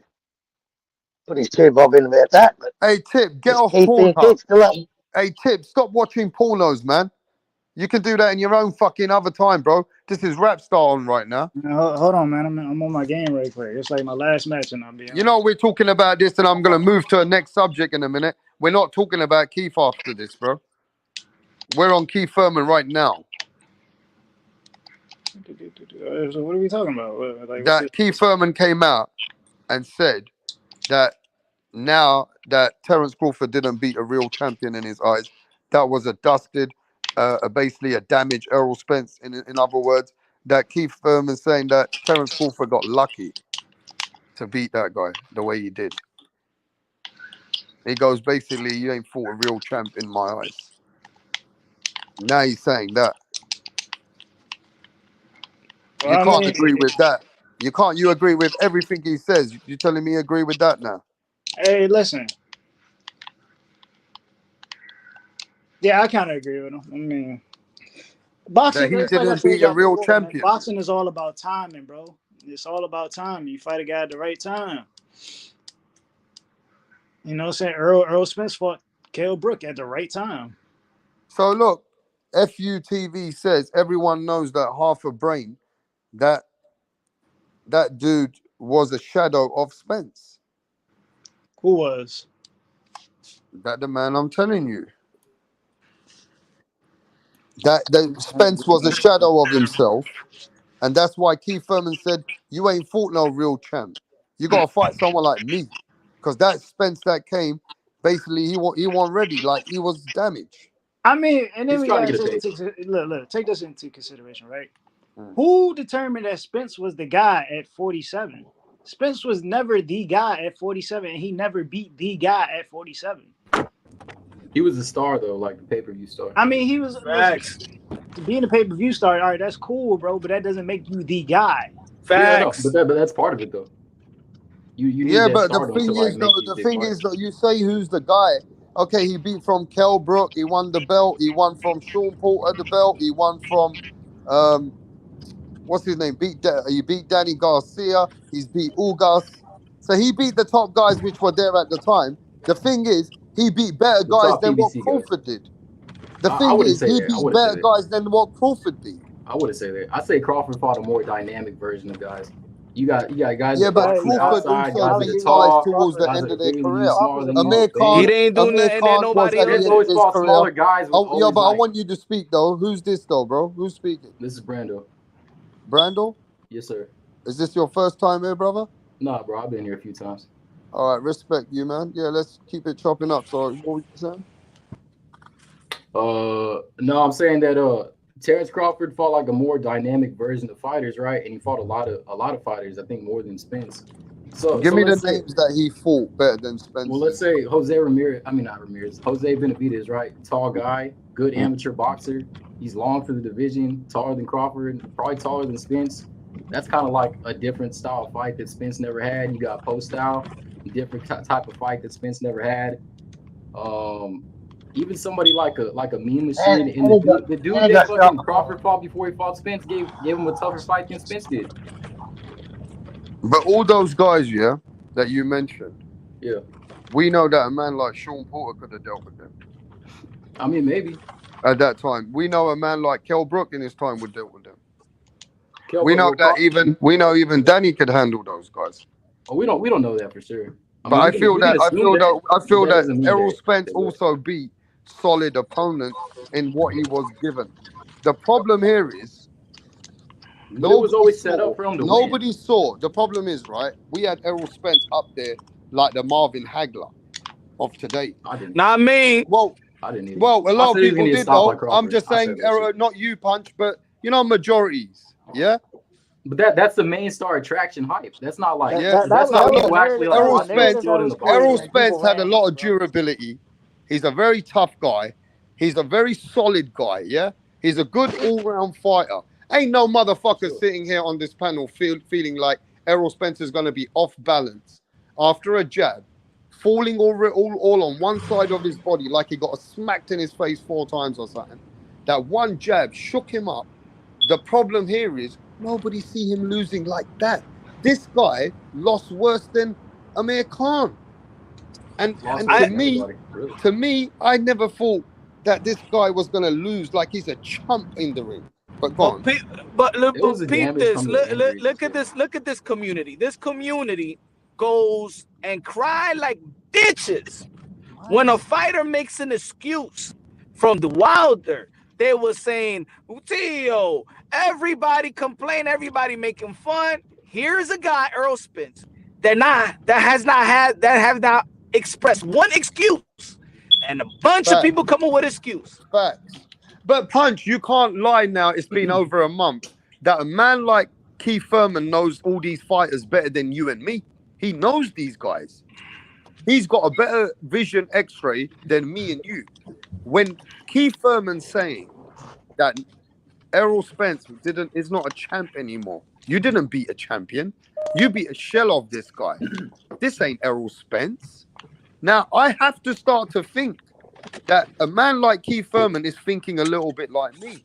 That there's something fishy Oh going my on god. there. Errol Spence was a bit slow. He did look gazed up. This guy being inactive, waited for the fight while the next guy went and fought David Avenesian, right? I just don't understand. But it didn't look to me like this Spence was the Spence I've ever seen in sharp, at least more stronger, got defense, can take a shot. You But understand? he's You don't saying think it looked kind of similar to he's the Ugas saying fight? what us boxing fans have seen from Earl Spence and Terrence Bud Crawford. While Earl Spence was supposed to be getting ready for but Bud Crawford throughout the year, we saw videos even with him and his wife. He's drunk and stuff like that. He wasn't living the life. Everybody is in public, is public records. He wasn't living the life that Terrence Bud Crawford was living. And Keith Thurman alluded to that as well. His off the ring thing.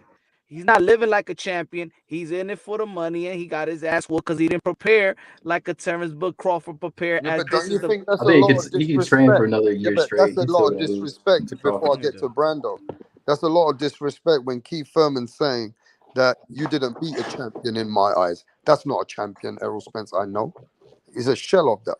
Now he's telling him you ain't even beaten a champion in my eyes. Is that a bit of disrespect now? Yeah, for sure. You know He's what I trying mean? to That's sell the fight though. disrespect. He wants the pay per view fight with Bud now. So that's a business. So yeah, it's a Somebody little says disrespectful, but it's Spence just fell like out it the comes with the car. territory. Spence fell out of a Ferrari over 100 miles per hour, man. But Yeah, nobody needs to make up the car accident. and the retina thing too. I mean, yeah, the retina, I agree. He had a broken retina. He come back from that, but he didn't do bad against Ugas. But I don't But know, man. I Ugas mean, isn't Crawford, man. Nowhere near it either. Ugas beat Crawford in the amateurs, though. Hey, he's not gonna beat him now. Nah, He'll get the Spence treatment. He fights Crawford. yeah, Crawford looked like a beast compared to Errol Spence that night. Yeah, dude, he looked amazing, bro. Yeah, he But fucking Spence made. didn't look good at all. Yeah, He Spence took like looked a few shit. shots and it was like, nah, bro, I'm tapped Spence out. looks. That's Shall I it. tell you the truth? Spence embarrassed himself because other people, Oh man, we yeah, know that Spence can do better than like other guys. yeah. That, you know what I mean? Hell yeah, dude. The people outside of boxing talk about Spence bad now. Like they kind of look at him like as like a kind of like a peon or like a guy that's like that wasn't like a main star coming up in boxing. So it's crazy. Think about how easy he beat up Spence. Did you? And what did you think? It was a bit fishy with Spence looking so gazed up, and he was sleeping before he fought. And they had the interview in the back. He was sleeping. He woke up then. I mean, I don't know, man. It just I looked think he big. knew he was gonna get beat up going into that fight. He Maybe he knew knew. it. I'll tell you what. He probably knew that he had some fuck ups that he don't want to make excuses about. Yeah, Yeah. and he already knew he probably had an injury. He didn't spar for long. Maybe right. and Yeah, he but don't want to make no he knows how excuse. good Crawford is, man. There's no way he knew it. He knew going into that fight. He was like, man, I don't think I can beat this guy. Not right now. Crawford even laughed in his face during the fucking weigh-in. He looked at him and straight laughed in his face. I don't know. And then just like seeing them like talking shit at the conferences and whatnot, bro. It's not the same Spence that fought fucking Mikey Garcia and shit. Like that Spence was like real confident. He talks shit. You say something, he says something back. And he just kind of like wanted to like dominate you like all throughout the press conference, the fight, everything. And then when he got to Crawford, it's like, oh man, I hope you win. I hope we have a good fight. This is for everybody, you know, except for that one press conference where he's like, I'm smoking bud. I'm smoking bud. We're gonna smoke bud. And then like that shit just went away completely. And then it was all respectful after that. So I don't know. Yeah, I think Spence knew like, I don't think I can beat this guy going into it. There's no way he didn't, bro. You know what the problem was, Bud though? is just man. Yeah, the problem was, mate. It's like Spence wasn't as sharp. He wasn't as durable. His chin can take shots. He's a fucking. He's a little. He in his own right is a very tough guy, and yeah. he wasn't as composed to the way where he was off balance, and every time he was trying to just swing coming forward, and he was just getting caught with shots as he was throwing. Right? I mean, but he's also never fought a southpaw or somebody with as long as a reach as him or longer than him, like Crawford. So I mean that also like plays a factor into it. That's what I'm saying. Like you can say like Spence fought the best people. Like you can say he fought Danny Garcia, he fought Thurman, or he didn't fight Thurman, but whoever else, the PBC guys, right? But if you look at Crawford, you're like, oh shit, he fought Jose Ramirez. Jose Benavidez. Like I might not know this guy, but he has a long reach. He can box on the inside, the outside. And just like one of those guys that could possibly beat you coming up that you kind of want to avoid a little bit, got him out of there, even though he was hurt or whatever. Again, post style, another long guy from the outside kind of box you up and do different shit. Like he's fighting all these guys like different styles and shit. So I think that's a little more impressive than just fighting these guys with the name, and they kind of have like a very singular style, and then you're bigger than them. And you're supposed to be better than them. No, I don't disagree, right? I don't disagree that maybe Spence's style just can't beat Crawford. I agree with that, yeah. But I believe that if Spence is more at his sharper and he was a bit more sharper, he could defend instead of just constantly being offensive, right? He knows what he's getting into now, right? So I believe Spence is good enough to be durable to stay a bit longer, right? If he plays a little bit smarter. And to be fair, his jab wasn't making no effect because he was off timing. His timing is not that good. I don't know, man. I just feel like Spence is still sharp enough in his best days to be able to jab Crawford for a bit. I don't know, man. I don't think so. I don't know. In his best days, I believe he could jab Crawford a bit because you got to remember something. Okay, Sean Porter was able to fight Crawford in a fight, and he was winning rounds. Velasquez was also making a fight out of Crawford and bringing Crawford and pushing him back. So it's not like guys were not staying there durable. This guy was getting shook up from the second round, getting knocked out all over the place. The only thing that kept that fight going, any other fighter would have got stopped in the third round. The only reason that fight kept going is because of Errol Spence's heart and what he just has got a consistency of not wanting to stop. Man, you know what, man? I've seen a lot of people say this too, and I kind of agree with them. I've seen a lot of people say that Bud kind of let Spence continue that fight, like he could have got him out of there quicker, and I kind of agree with that. I mean, because I've seen the way Bud he's ruthless, man. When somebody gets hurt, he's running at them, throwing punches. He don't care if the ref's in the way or whatever. If their head is outside of the ring, he's gonna still swing and try to get them out of there. He didn't do any of that.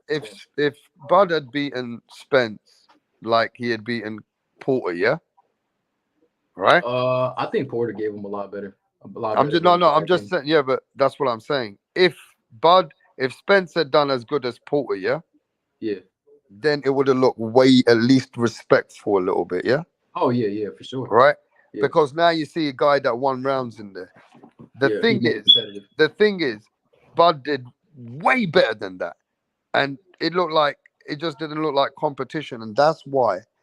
If Spence was as good as Porter, they would have just said, "Yeah, man, Bud did great. Bud is great." But now Bud looks invincible because of the way that he beat him. Yeah, I think Spence is kind of like inflated a little bit because I think we can say now that a lot of the guys that Crawford beat, they might be better than, maybe not better, but gave him a better fight than Spence, which says a lot. I hear that, man. But one fight has made now Terrence Crawford the invincible man.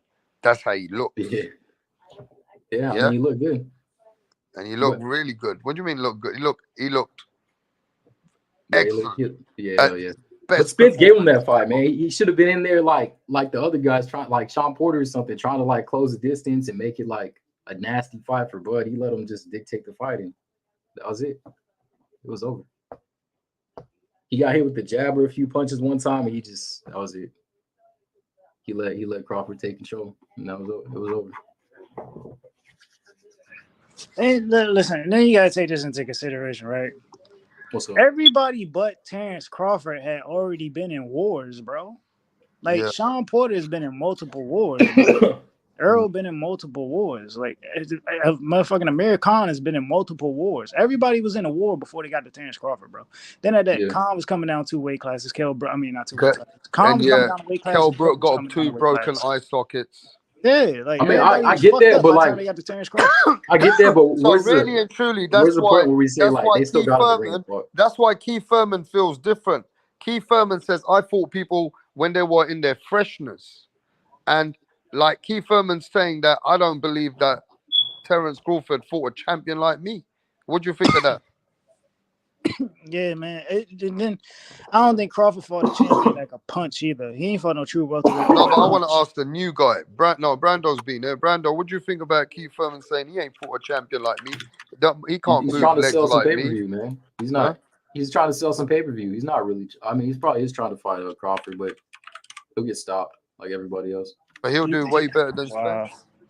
I don't know. Maybe potentially. I don't think it's out of the picture to say that. That's crazy to say that Keith is trying to sell pay per views. I mean, Keith is gonna sell pay per views regardless, bro. I mean, he's the talker. You know Yeah. what I'm Well, saying? that's what he's doing. It's all about your opponent on the other side. You know what I'm saying? Yeah. Yeah, man. Well, I mean, I'm not. I don't think he just solely believes Benavidez' that dad, Crawford didn't beat the champion. Benavidez' dad came on my show. Did you watch it? No. Yeah, so he came here twice Shout out to he came here 3 times, maybe even 4. He's been here 4 times. So on the one time he came here, he said that his son had got shot in the leg. Yeah. And his son was inactive for over a long time. And then his son's leg got better and then he fought Crawford. So that was something that even that guy with one leg. That's not cap, Eric. I think there is a news report about let me it. say that guy's leg got better. It got way better after that. He was all right better. But even he did way better than Errol Spence. Yeah, Way I better. think Way better than Benavidez Errol probably gave Spence. Crawford his best fight in a long time, at least. I mean, who did better than Benavidez in like the past 10 fights of Crawford? Right. Now I want to talk about something that if Maybe you're gonna 40. I want to talk about something else in a minute. What's this? Yeah, we're gonna talk about that as well in a minute. But I'm gonna talk about something else in a minute. Is that you, Carl? Is that you, Carl? Yo, What's can happening, you Carl? fucking hear me? We can hear you. Nah, not much, mate. All right, Fucking thanks, fuck. I'm gonna talk about a subject now, right? That I want you guys to join in with me. It's about what's on the thumbnail. It is what fights we still want to happen in boxing at this moment, even in the 2024, for our sport to keep moving. These are the fights that we need and more. With your help, you're going to let me know about more fights. So I'm going to start with one. You tell me what you think, and these fights should happen regardless. We know that there's boxing promoters, business networks. We don't want to hear that shit. We're just as fans talking right now, and what fights we hopefully could get for boxing. All right, you with me? Let's do it. All right. Yo, Edgar Berlanga versus Jaime Munguia. It's time these two guys get it in the ring. What do you think? I don't care about that fight. You don't really care, but look, No. I think it's a fight. You guys don't care, but I want to just cover the fighters as you know. I want to see it. No, I feel you. I feel you. It's a good I fight. want to fucking see it. I want to see Get it. rid of the hype job. See a bit of a war. Berlanga, they say he ain't that guy that they thought he was. Jaime Munguia's coming from 160 now to 168. So we're gonna see now. He looks like a little bit more skilled, but he also hasn't looked that great to me, Cole. Jaime Munguia hasn't looked that great to me. He's looked on and off. What do you think? Yeah, I want to. I just want to see these two make it. Oh, can you hear me or what? Yeah, we hear you. I can hear you. Can you hear me? I can hear you. Yeah, I just want to see the fight happen, man. Okay. Okay. I want to see the fight happen. All right. I think if Jack Catterall beat Jorge Linares, Cole, somebody's coughing bad. Somebody's smoking some really good Buddha.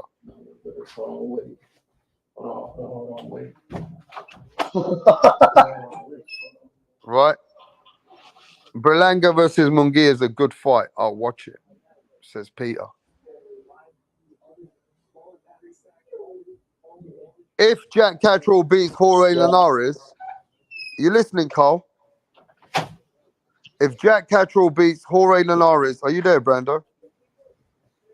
Right? I want to see him fight Josh Taylor. That's a fight that would be good for us. Okay, these are matchmaking fights that I'd like to see, though. I don't know if we can get them done. That's another thing. Somebody's coughing fucking hard. What happened? Yeah, Brando, you there? Yeah, what's up? I said if Jorge Linares beats, if Jack Catterall beats Jorge Linares now, yeah, which I'm expecting him to, I would like him to see him run it back with Josh Taylor for us in England. Yeah, hell yeah, why not? Because he beat him in the first fight. He didn't get the Catterall or Catterall. He beat Josh Taylor? Well, he already fought him in it, and some people feel like he beat Josh Taylor. Oh, okay. That's the guy that people were saying that. Yeah. They thought he. Okay, yeah. So that's a fight that we would like to see run back. Now let's go to another fight. David Benavidez versus Andrade Boo Boo Andrade. Yeah, hell yeah, I want to see that. You want to see that? Hell yeah.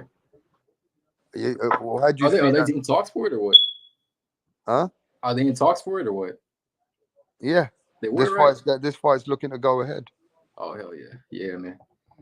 That's a good one right there. That's nearly been 2 weeks, right? That was said. Remember, it was 1 to 2 weeks and then it's on. Yeah, it's hard to see. Nearly been 2 weeks. Get made, but yeah, I'll call him tomorrow. Nearly been 2 weeks. Yeah, give us all right, this is a fight I still want to watch, regardless of what happens between him and Canelo. If he gives a tough fight to Canelo and he loses, there's no shame to this. But let's get Charlo versus Tim Tszyu if Tim Tszyu beats Mendoza. Carl, Fuck yes. fight that still can happen. Yeah, hell yeah. Fuck yes. Of course it is. It'll happen. I think it'll happen. If Bud wants to stay at 147, if Jamel Charlo wants to defend those belts, if he wants his belt back. Yep. But after going at 168, everyone reckons, a lot of people believe he ain't coming back down to 154, mate. Yeah, probably not. I wouldn't either if I had a guy like Tim Tszyu fucking chomping at my heels. Yeah, this is a fight. If I'm honest. Because Canelo came, and that was a bigger fight. Yeah, man. You know there were T-shirts even printed here in Australia to do with Charlo. Man, this fight has to happen, bro. After Tyson Fury does what he does with the MMA guy, We gotta get this fight, mate, for undisputed. It's gotta happen, mate.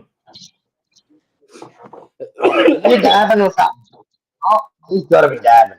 He's got to Do be y'all on think that. Usyk is too small at heavyweight? Well, he's a good fighter though, and he's been doing. I mean, Daniel Dubois, they reckon that should have got the stoppage, but he never got it. What do you think about that punch with him and Daniel Dubois? You know, man, I didn't see the fight, but I remember when Usyk first moved up to cruiserweight against who was it, Teresa or something. He looked like the punches really like kind of affected him, like the weight difference. And now he got dropped by fucking this other guy. Like, it might be too much. I think it's gonna catch up to him, like in a fight with Fury or Wilder or Yeah. something. Yeah, so good fight though. I got Tyson winning. Yeah, I got Tyson winning that fight too. I got Tyson winning. What about this? Joe Cordina versus Emmanuel Navarrete. I like this fight because you guys underestimate Joe Cordina. Fuck But that. I believe Fuck that. Joe Cordina is a live dog. You guys don't know shit about boxing. Joe Cordina will give Navarrete a good fight. That's his weight class. He's been champion there. I like it. I want to see it. Yeah, fuck it. Make it happen. I want to see it. Make it happen, Bob. Send out the contracts. Bob These and are the Al. fights I still want to see. Hell yeah. I don't care what others want to see. I Hey, want to Eubank versus Conor Ben, mate. Ooh, yeah, let's go. Conor Ben. I want to see that shit, bro. Fuck Yeah, it. hell yeah. Fuck everybody what they say. I want to see it. I want to see a war. I want to see knockouts. I want to see the fight. Fuck everyone. I want to see the fight. And it holds some good history in England. It's got some good history in England. So I want to see.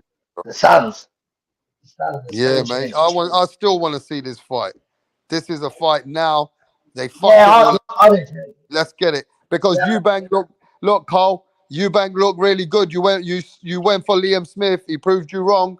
He did what he had to do, and he beat up Liam Smith badly, and he finished him off. So you gotta give Eubanks now his get back. This is a big fight now. I want to watch it. Eubanks versus Conor Ben. I find it funny how you call that Triple G at the end.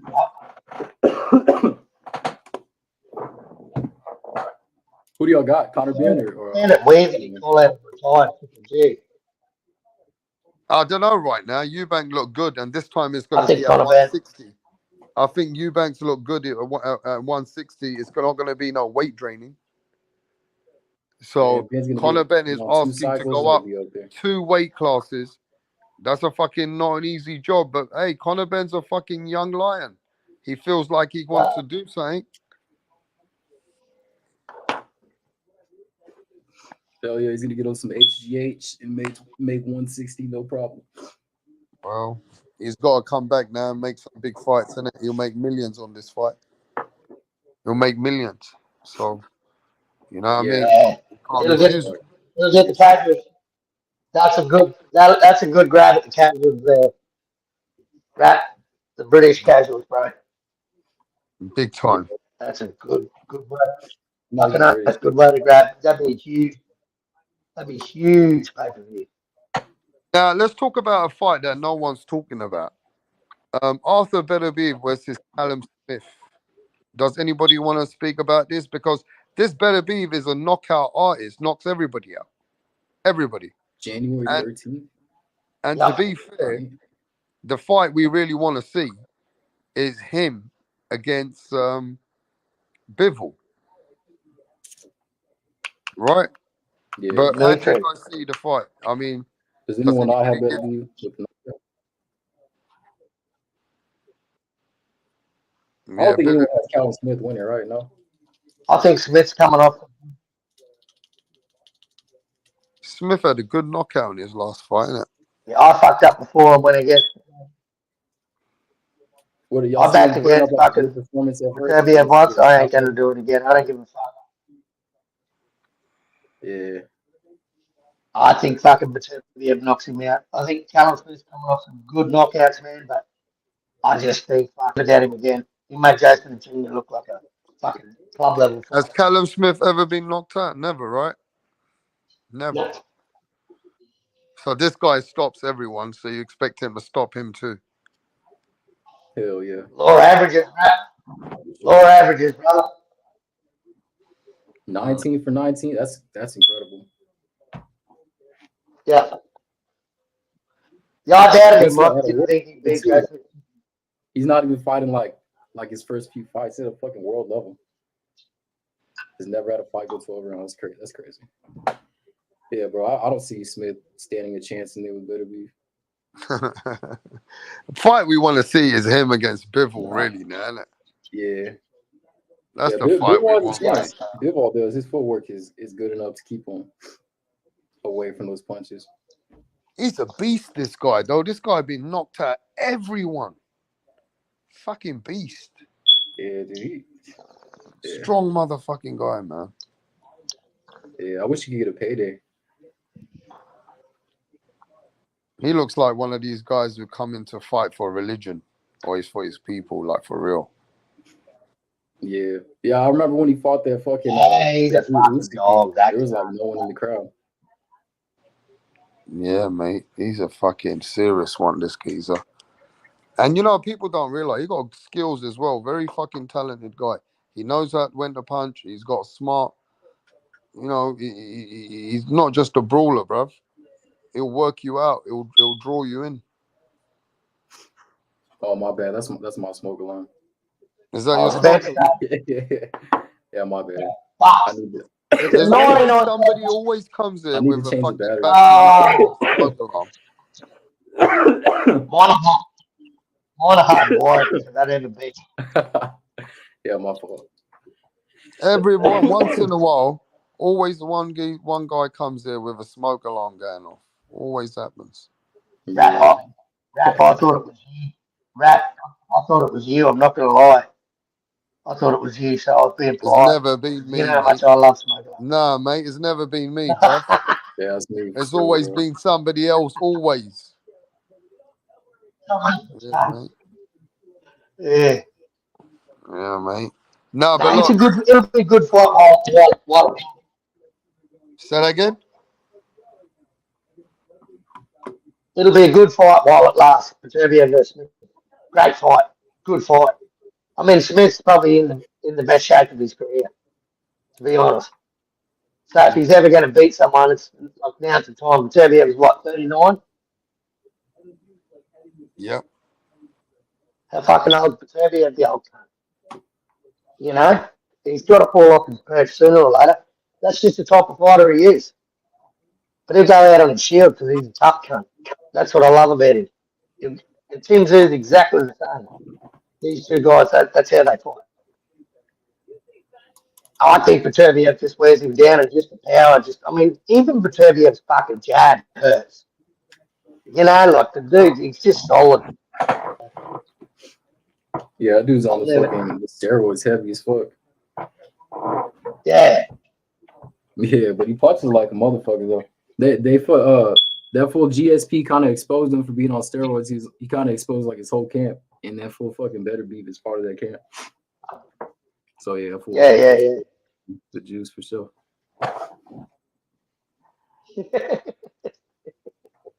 They're all on the fucking juice, I reckon.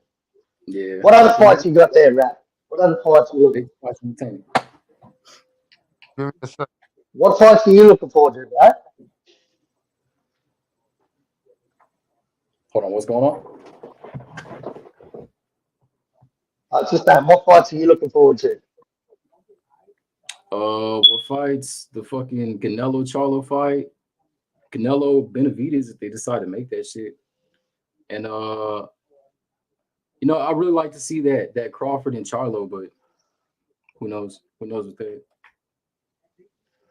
And like a Shakur and fucking Tank for sure. Yeah. Yeah, those are pretty much like probably the biggest fights I want to see. Yeah. What about you? any big fights in I mind? want to see Tim fight Charlo. I want to see that fight. Undisputed. Yeah, hell yeah. I want that Yeah, fight man. at 150. Yeah, I like to see I that want, too. I It's want, just hard to I want to imagine see a Undisputed at 154. So, yeah, that'd be a badass fight, man. yeah, and Tim's only getting better and better and better. So I think, yeah, and he's just getting better and better, man. He's just, look, that's one thing with Tim is as his level of competition goes up, man, so does he. He just Yeah, fucking rises to the occasion. And yeah, he's there. He knocking fights cunts out, towards mate. 50 for sure. Yeah. Yeah, it'd be a good fight. Be a good fight, Charlo. So that's one that I'd love to see. And to me, I'd love to see the fucking Loma Haney rematch. I think that's a good fight. I think there's so many questions in that first fight that it deserves a rematch. I think fucking, I want to see Navarrete fight fucking SHAKUR. I think that's a fucking great fight. Ooh, hell yeah. This is just my wish list, Like these are the top fighters that I want to see that make it. And I want to see Furious overall. I want to see Undisputed at heavyweight, bro. We haven't seen it for 25 years or whatever it is, and yeah, I think it's time. I think it's time to get that Undisputed mantle.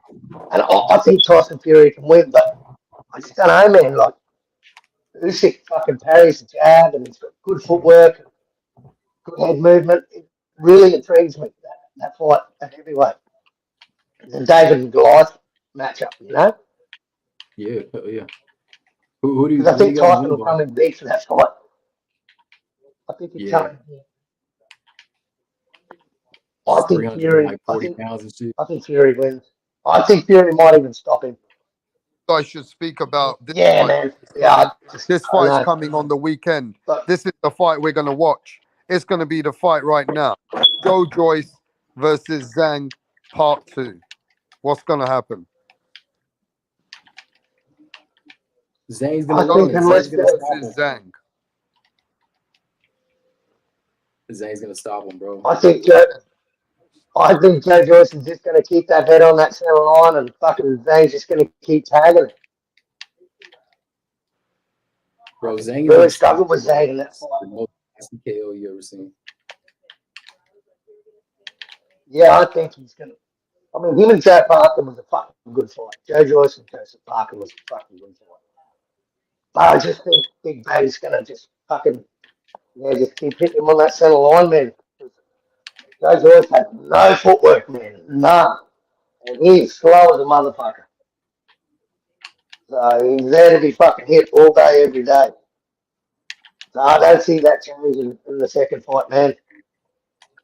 I think Big Bang Jane comes in and just keeps punching straight down that center line. Straight through his fucking high guard. And just, Bro, just Zane keep is gonna landing get on the his knockout of nose. the year, bro. I guarantee you. On He Joe didn't get Joyce. the knockout in the first fight. He just kept damaging his eye. Yeah. Stopped. Nah, bro, he's gonna get the knockout of the year this time. Ref stoppage, yeah. I promise you. Yeah, I think it's much the same. Not very often in the rematches you see that, I mean, Eubank Jr. did it and AJ did it, but you don't. And I don't think Joe Joyce is going to do anything different, to be honest. Wow. Joe Bro, Joyce you is don't taking believe the in the Saiyan rematch Empire? though. Or... Joe Oh, Joyce shit. is wanting the rematch though. So you got to give him his balls that he reckons he can do it. Yeah, That don't matter, no. bro. Zane's gonna win. By KO.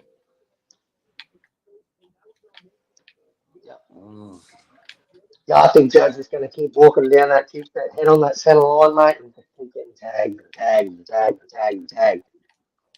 And just keep coming forward like he does. He's like the little engine that could. Peter I says don't doubt the dude, man. He's tough as fucking one. so. Peter says Peter Von Ark says Zhang will mess Joe Joyce up. Joe Joyce have taken more time between fights. Yeah, good call. Good call, Pete. I agree. Wow, so nobody got no faith in the He called that. juggernaut. In the juggernaut. You don't have no faith in the juggernaut, bro. Hell no. wow. No juggernaut here, brother. I'm riding Bro, with China. I'm riding with China again. Sorry, Rat. Empire strikes back, man. He's gonna win The juggernaut, bro. by knockout, bro. Zhang Empire. That's the juggernaut, mate. Nah, bro, Zhang Empire, bro. I'm telling you, knockout of the year within 6. Fucking hell. No, I don't know. What else we got? I mean, that's the fight, though, isn't it? Joe Joyce versus Zhang. Then what else we got? I'll show you what else we got. This is what we got, mate. This is the fight that we're still waiting for, mate. That is a fight that no matter what anyone says. Canelo versus Charlo, bro. Big fight. Ooh, banger. Now it's Yeah. getting bigger because we ain't got no one else coming. So Canelo versus Charlo now is a big banger because that's our biggest fight. And I believe Canelo Charlo should be better than Crawford versus Spence. Yeah, I'm gonna be disappointed if Canelo can't get the knockout though, and I'm pretty sure he won't be able to. Yeah, it's a fight that we're waiting for now, bro. This is it. It's fight weeks. This is fight weeks, bro. But I think everybody's dying out on us. We're still going. We're still boxing. We're talking that boxing, but everybody feels like they're dying. I don't know what happened to everybody in the chat, bro. Carl fucking killed them. They're all out of one.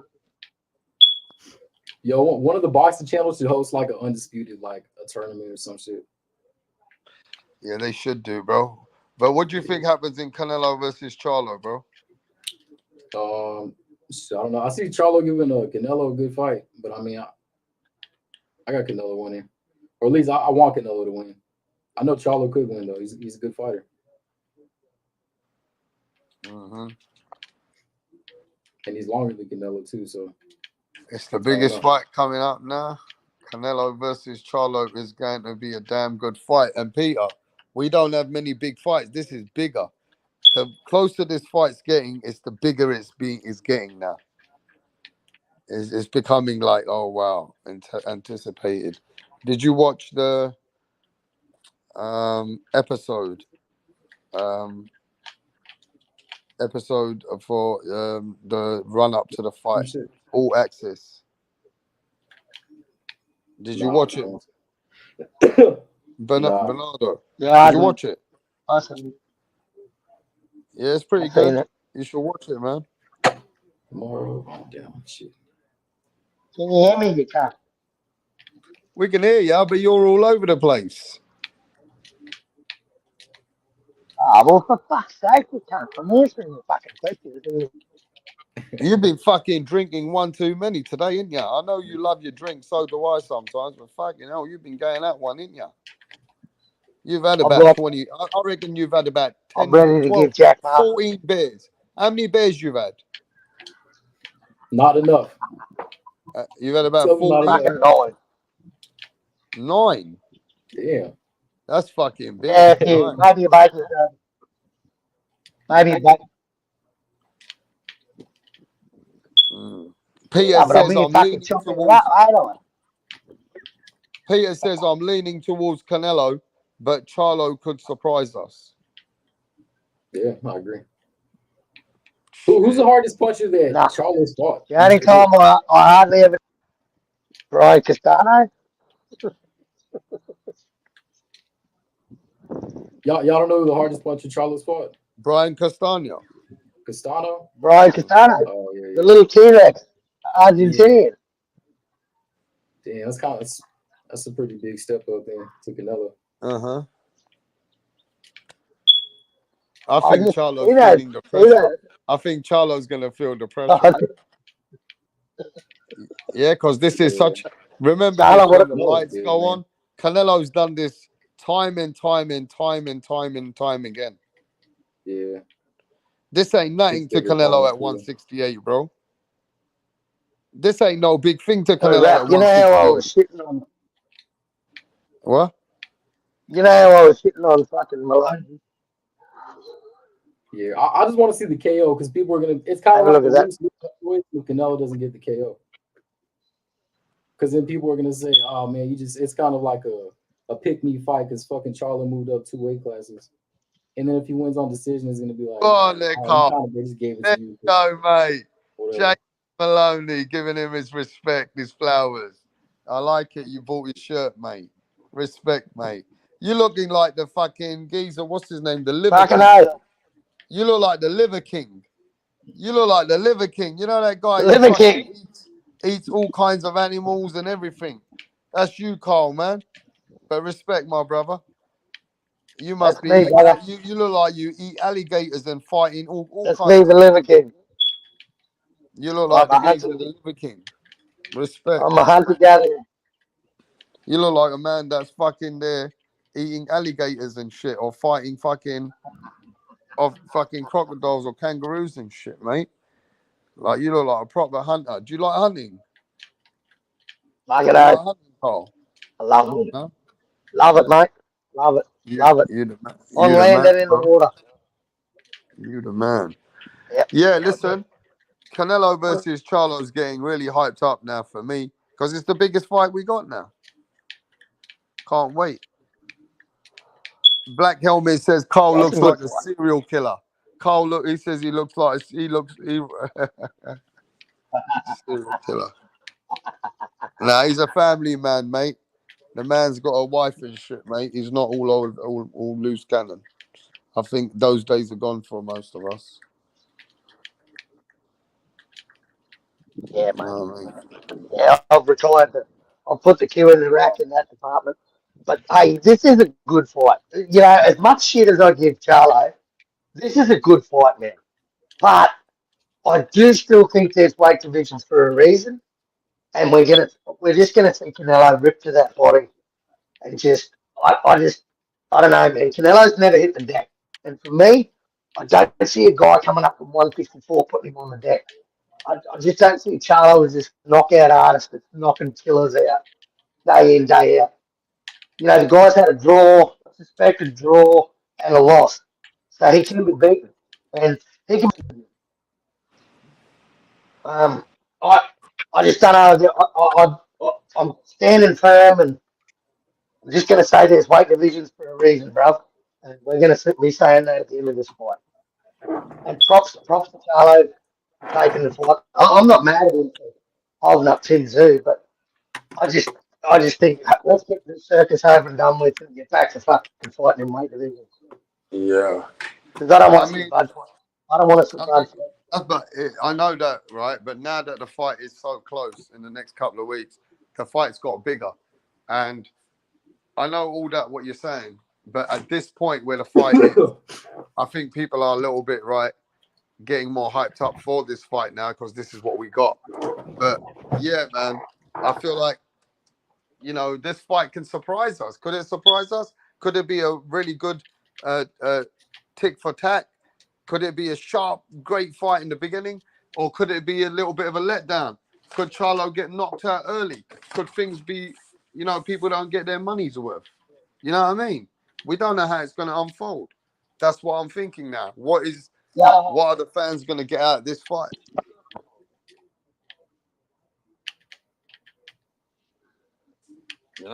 So it's going to be a good, I intriguing think fight. Charlo's going to take a knee, bro. Charlo going to take a knee early. Charlo going to take a knee late. Is Charlo going to do great early, win some rounds? You know what I mean? We got to see how this fight unfolds, bro. It's going to be a good fight, though, mate. Hopefully, it's going to be a great fight. I'm hoping. What do you think? I think it will be while it lasts. It will be while it lasts. I hope Charlo's getting fucking Derek James to just smash his fucking abdomen with a medicine ball because he's just going to have his liver fucking rearranged if he doesn't. Because I know Canelo's coming in for the body work. We all know Canelo's coming in for the body work. Yeah, but big up to Pound for Pound, big up to Peter, big up to Lisa in the chat. Thanks for joining us. So Charlo Canelo coming up soon. We know that Charlo has never been to this division, but Charlo's a big 154 pounder. How much has he got in his legs, his skills? how much durability he's got, how much can he move away from Canelo's punches. Because Canelo, you know, he's the bigger man. He's going to punch harder. He's supposed to hurt Charlo. You got to expect Canelo to win. How does Canelo win? Does Canelo make it a unanimous decision? Does Canelo stop Charlo? Does this fight become a grueling fight? Could it be close? I mean, that depends on Charlo now as well. How much Charlo's skills and movement on his feet, and you know him coming up in 2 weight classes, how much all that means. What is Charlo going to bring for us? That's what we got to see, bro. What is Charlo going to bring for us at 168? But I'm hoping Charlo's coming strong. I want to see Charlo come like a dynamite. You know, and you know, in most people's eyes, like Lisa's eyes, it shouldn't be close. You're not supposed to have this fight close because this guy's never ever fought at that division. So how do you expect him to come up and beat one of the best guys who's never lost, undisputed, at 168? Canelo's the champion. Ain't Canelo lost to no one at 168? So how does Charlo come and prove the world and upset the apple cart? Does he upset the apple cart? That's the big question. What's that, Brando? I said he has a chance to do it, man, but he has to box from the outside. He can't try to go in and fight Canelo like he did with Castano or something. That's what I mean, bruv. This is not going to be a fight he can even get away with the way he fights Castano. He got to stay on the outside, use that strong jab, come in with a 1-2. When Canelo's coming in, he's got to get away from shots and then bring his own, try and catch Canelo, move around again, reset. It's a lot of work he's got to do, bro. You know, he got to do that work for the whole fucking fight. Canelo's going to have to find a way to close the distance with him. And then at some point, Canelo got to take him to the ropes and try and see if he can hurt him. And like he did with Kalen Plant, he gave Kalen Plant, you know, when he found a way to get Kalen Plant and start catching him with shots, Canelo started stepping to Kalen Plant and started taking bigger shots against him and was, you know what I mean? He was able to hurt him to the body because every fighter becomes slower. You can start off fast, but most fighters, they won't be able to pace themselves going up 2 weights with a strong fighter and durable like Canelo to go at that pace for the whole fight. You're going to slow down with your feet somewhere, and that's the time where Canelo's going to try and test you. Yeah. Yeah, do you see but Charlo winning by any means? let's just What's that? Do you see Charlo winning like any like possible way? Or like what kind of chance do you give Charlo winning this fight? I don't know. Ask Carl. What chance do you give Charlo winning this fight? a fucking snowball's chance in hell. Yeah. That's what chance he's got. Because not only is he going up to face a 168 pounder, he's going up to face the undisputed unified fucking champion at 168. So let's just keep that on par. And it's not just any average fucking middle of the road 168 pounder, okay? It's Canelo. So yeah, let's just keep that on track. And it is what it is. We're gonna say there's weight classes for a reason. Charlo's about to find that out. He's never been punched by a genuine 168. But what the fuck does Canelo go in there at? 172, 173? Who knows? But Canelo can fight like a motherfucker at that weight division. So, Yeah, do you see can him getting Charlo do stopped? that? Don't know. Doubt it. Decision. Doubt it. Dude's, yeah, I do. Yeah, I see Canelo. I see the body work just being a little bit too much for him. Don't get me wrong, I think Canelo's going to catch him to the face, and that's going to bring his guard up. And I don't know, man. Canelo just punches you everywhere. He just punches you in your arms. He just doesn't stop punching you. You just got to keep up with him. Like, the dude has got a fucking massive engine, and he's got a high output. And when he throws punches, he don't give a fuck if they hit your bicep, hit you in the ribs, hit you in the chin, hit you fucking in the chest. He just keeps fucking throwing punches, and it just starts hurting. And I don't know, man. Like, I just don't give Charlo a fucking snowball's chance in hell in this fight. If he had wiped the floor at 154 and knocked every motherfucker out, I'd say, yeah, let's see it. But when you still got work to do in your own fucking division, I don't think you should be jumping up and taking on a guy that's a unified undisputed champion at two weight classes above. And you're not just talking about any old champion. You're talking about the fucking face of boxing, the cash cow, the guy that fucking does it all, just with his name. You know, no boxing, no life, man. Like with it, honestly, like the dude just generates income. He's just a fucking money machine. And love it or hate it, that's just how it fucking is. That's just how it is. Like, I'm not a huge Canelo fan, but fuck, I respect the dude for doing what he does, man. And I just see he's gonna fucking wipe the floor with Charlo, and I think he's, I don't know what the go is. I hope we get the Benavidez fight. I hope we get the Benavidez fight. But in the meantime, you know, David and Boo Boo make that fight. Rapid. It's on. Everyone punch that it's Say happening. that It's again? happening. It's happening. We spoke to Benavidez Senior fucking nearly 2 weeks ago, bro. And the fight still isn't happening. We were told 1 to 2 weeks tops. And the fight's signed. It's Yeah. still not signed. The problem I got is when you hear both sides saying But they've sent contracts, it's like, we already know sometimes it's not always done until it's done. exactly. Yeah, but I feel But like yeah, I this just fight like seeing guys too. I do feel like this fight with Canelo and Charlo, right? It's become bigger as time has come forward. First, some people are trying to boycott. Well, he's coming up 2 weights, this, that. But I feel like Charlo and Canelo, after now, feels like this fight's got a bit of excitement to it. That what can happen though? Can there be something different? Can Charlo survive the fight? You know, there is some questions to be asked, and all those are going to be answered in front of our face. But ultimately, mate, it depends how you look at it right now. You know, Canelo's a strong favourite. You wouldn't expect Canelo to lose his 3-fight deal, first fight coming in this kind of a fight, would you? With Charlo, you wouldn't expect them to lose No, it, the would you? business doesn't make sense, right? And Charlo's already tasted the loss. It's not like they're starting to, you know, get rid of their messiahs. Oh, so that's my thoughts on the fight anyway. I think it was made because there's nothing to lose for PBC. Charlo thought he keeps most of his belts at 154, but he can go back down there and become undisputed again. But he's already tasted defeat, so he's already lost his own. So, you know, according to the PBC, let's fight once every 18 months and protect you at all costs. That mantra is fucking out the window for Charlo.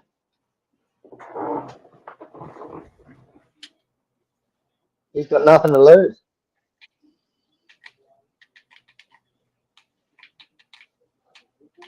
Yeah, man. You know what? I feel like people are gonna try to discredit Canelo though, man. Like if he doesn't get the stoppage, like if he just wins by the scorecard or something, they're gonna say that Charlo just moved up 2 weight classes and it was Oh, an of easy course. win, you know, all that shit.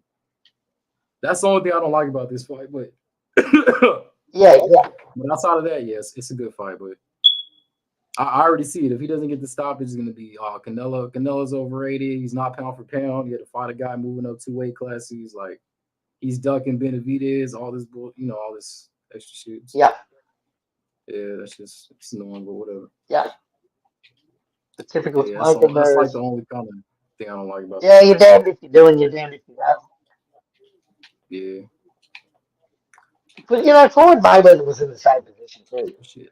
It didn't matter who Floyd fought. There were people that were downers out there saying, Oh yeah, y'all never played Undisputed, the boxing game? no, mate, I'm fucking 45. I don't play computer games. I got fucking Oh, 10 bro, it's just fucking. it's like they got all the new characters in here, and that's just like it's pretty like a simulation kind of.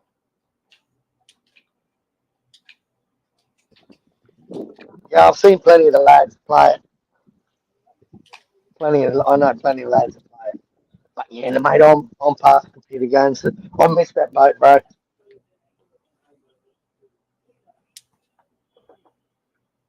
Hold on, my bad, bro. I had my headphones off. What happened? No, I was just saying I'm a 70s baby, mate. Those computer games are fucking. Oh shit, hell yeah. Damn, I'll turn this shit down. But I still want to talk about. I reckon this fight they should still make it for Berlanga versus Jaime Munguia because they're both still coming up. I think they both can still make a fight between each other. And Jaime Munguia didn't want to fight David Benavidez, so why not him fight this Edgar Berlanga? I mean, both of them, we gotta see who, because the one who Hey, comes well, out on top. hey, rap. That was the reason. What's that? Damn, maybe this fucking mic being like right here. Ugh. Hey, that's the reason we were given. Can you hear me? They didn't Yeah, take we the can hear Benavidez you. fight because We he can said hear the you. Berlanga fight.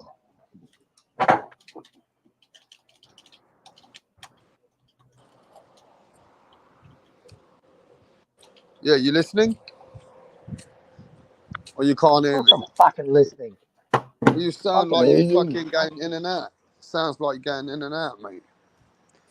The Berlanga fight with Jaime Fucking Munguia is a good fight. It's a fan-friendly fight.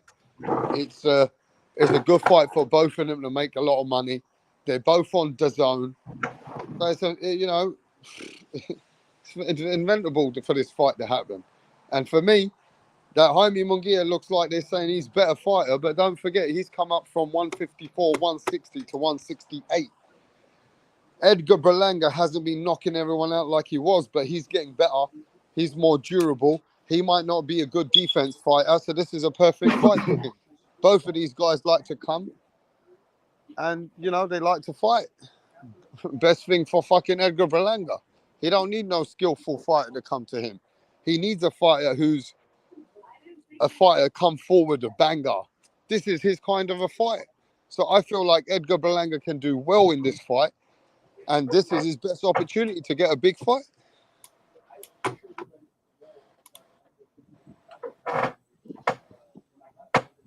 Yeah, bro. Fuck. Fucking hey, this is the reason why the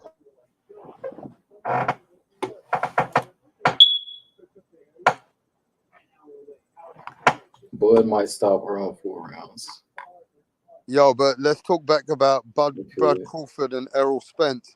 Does Bud Yeah, we're Crawford, going in on the Brando, comments. What's up? Brando, can you hear me? Yeah, what's good? What's a good rap star? What's up, man? Wait, let me see if I can find this picture while I'm looking. Does Bud Crawford need to rematch Errol Spence? Yes or no? Nah, bro. We He don't don't need to need to see no rematch him. that was nasty. Yeah. He got beaten up bad. Yeah, it was bad. You don't need to see a rematch, huh? No, not at all. I don't need to see a rematch this year or next year. I never need to see a rematch, bro. That's it. Move on. It's over. Yeah. Errol Spence had it. Bro. Errol Spence don't deserve the rematch. Bud was better the whole time, bro. We got the answer. But what about if Errol Spence made all those commitments, gave him the Man, it three don't matter, belts, bro. gave It the don't three matter. belts to him? But Bud's been making those commitments before Earl Spence even stopped making them. So it don't matter, bro. The Yeah, conversation's because done, it's bro. the way It's that he better. beat him up. The way that he beat him up, he Yeah, don't even have to. not at People all, think. bro. There Okay. wasn't a minute in that fight you could say that Spence was winning. Nah. And it went, what, 8 rounds? Like, no. Spence got beaten up. That was one of those fights like where if it keeps going to like 12 rounds, you're like, oh shit, that guy might like fucking like he might die or some shit, you know? So nah. That was some crazy shit, bro. The way he got beaten up. Yeah, nah, that's got beaten up bad. That's it, bro. It's over. Bud is better the whole time. No rematch. If he dies, he dies. He's a bad dude right there. He dies. If he dies, he dies. That's crazy. In your eyes, no rematch needed. Nah, that's it. I don't even think Spence wanted the rematch. He just kind of said that shit because he was like, man, I can't say that I don't want the rematch after getting beat up like that. Like his fucking eyes I are think like his shit. pride's You want the rematch? We can I do it think his again. pride. But hell nah, man. You can look at him I think up his like, pride. yeah, it's his pride, bro. But The motherfucker's pride's getting the better of him. yeah. Uh-huh. He's somewhere deep down. He's probably happy that Crawford like is saying like, nah, I don't want it at 47. So that way he has like an excuse to say like, nah, it never got made or whatever. So nah, bro, that's it. No rematch. You know, in See you Pulp later. Fiction, No rematch needed No for your rematch. eyes. Move on. was it Is in Pulp Bomac still Fiction? in Was the it in youth Pulp division? Fiction with that big black guy? They said Climax in Cooper. jail. He's fucking singing karaoke for commissary. What Climax, about Errol Climax Spence's trainer? Errol got a fucking Spence's trainer, harmonica. Derek James, has come out and said my fighter can beat Crawford in the rematch. Hell no, man. Nah, bro. He's supposed to say that, but No, nah, bro. Don't that make it can't right. planted the gun. He planted the gun. Is Yeah. Derek He James? planted the gun on Is Derek Climax. James? Is Derek I don't trust him. James? But Hold on, what you cut out? I have a feeling Yeah, you cut out then, Spence will right? take the rematch, bro. What the fuck are you on, Peter? No, bro. Hell no. Bro, there's no Yeah, I think fucking way that Crawford doesn't win the rematch. Like there's no boxing isn't some fucking like lucky like shit. Like there's one fighter that's better and he's better than the other fighter and he goes in there, he's always gonna beat that fucking fighter. That's it. That's how it goes. It's not they're not just in there swinging punches and shit. Like Crawford's better, bro. can Derek change? Can he change Errol Spence's style? Nah, it don't matter, bro. You can't there can't there's nothing he can do to beat Bud. He just can't. He's not as good of a fighter as Bud. Nothing he can train for fucking the next fucking 20 years. Or maybe like or like 5 years or whatever. He's not gonna beat Bud. It's not gonna happen. So I don't know.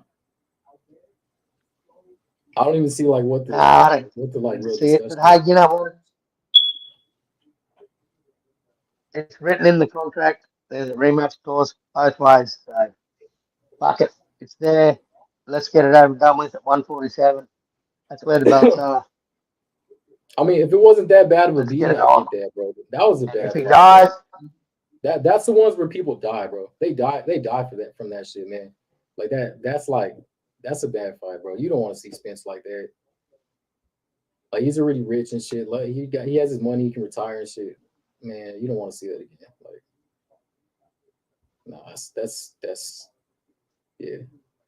You've never yeah, we paid don't attention want to like to. those It's the fights where the same fighters reason we actually didn't die and need to see shit. It's George because they're Gamble. getting hit like that throughout the whole fucking 12 rounds, and then like that's it. So yeah, no, I don't need to see Yeah, it. but that's what the sport is, mate. Yeah, It's but I mean, we don't want to see beautiful. that every fucking like especially with like a main star. We don't want to see a main star die in the ring and shit. That'd be crazy, bro. Yeah, I mean, just look at the old guys now, like Ali and fucking Hearns, and they can like barely talk or barely do anything, and like you're just like, damn, those guys gave us some like crazy years, like going through all this damage and shit, and then like now they can't even do shit. So like, yeah, let Spence like avoid the rematch. There's no need for it. We saw what happened. And if anything, if they go into a rematch, like shit, if he's getting beat up like that in like the first 2 rounds or something, they're gonna stop you. So like, why even waste time on the rematch?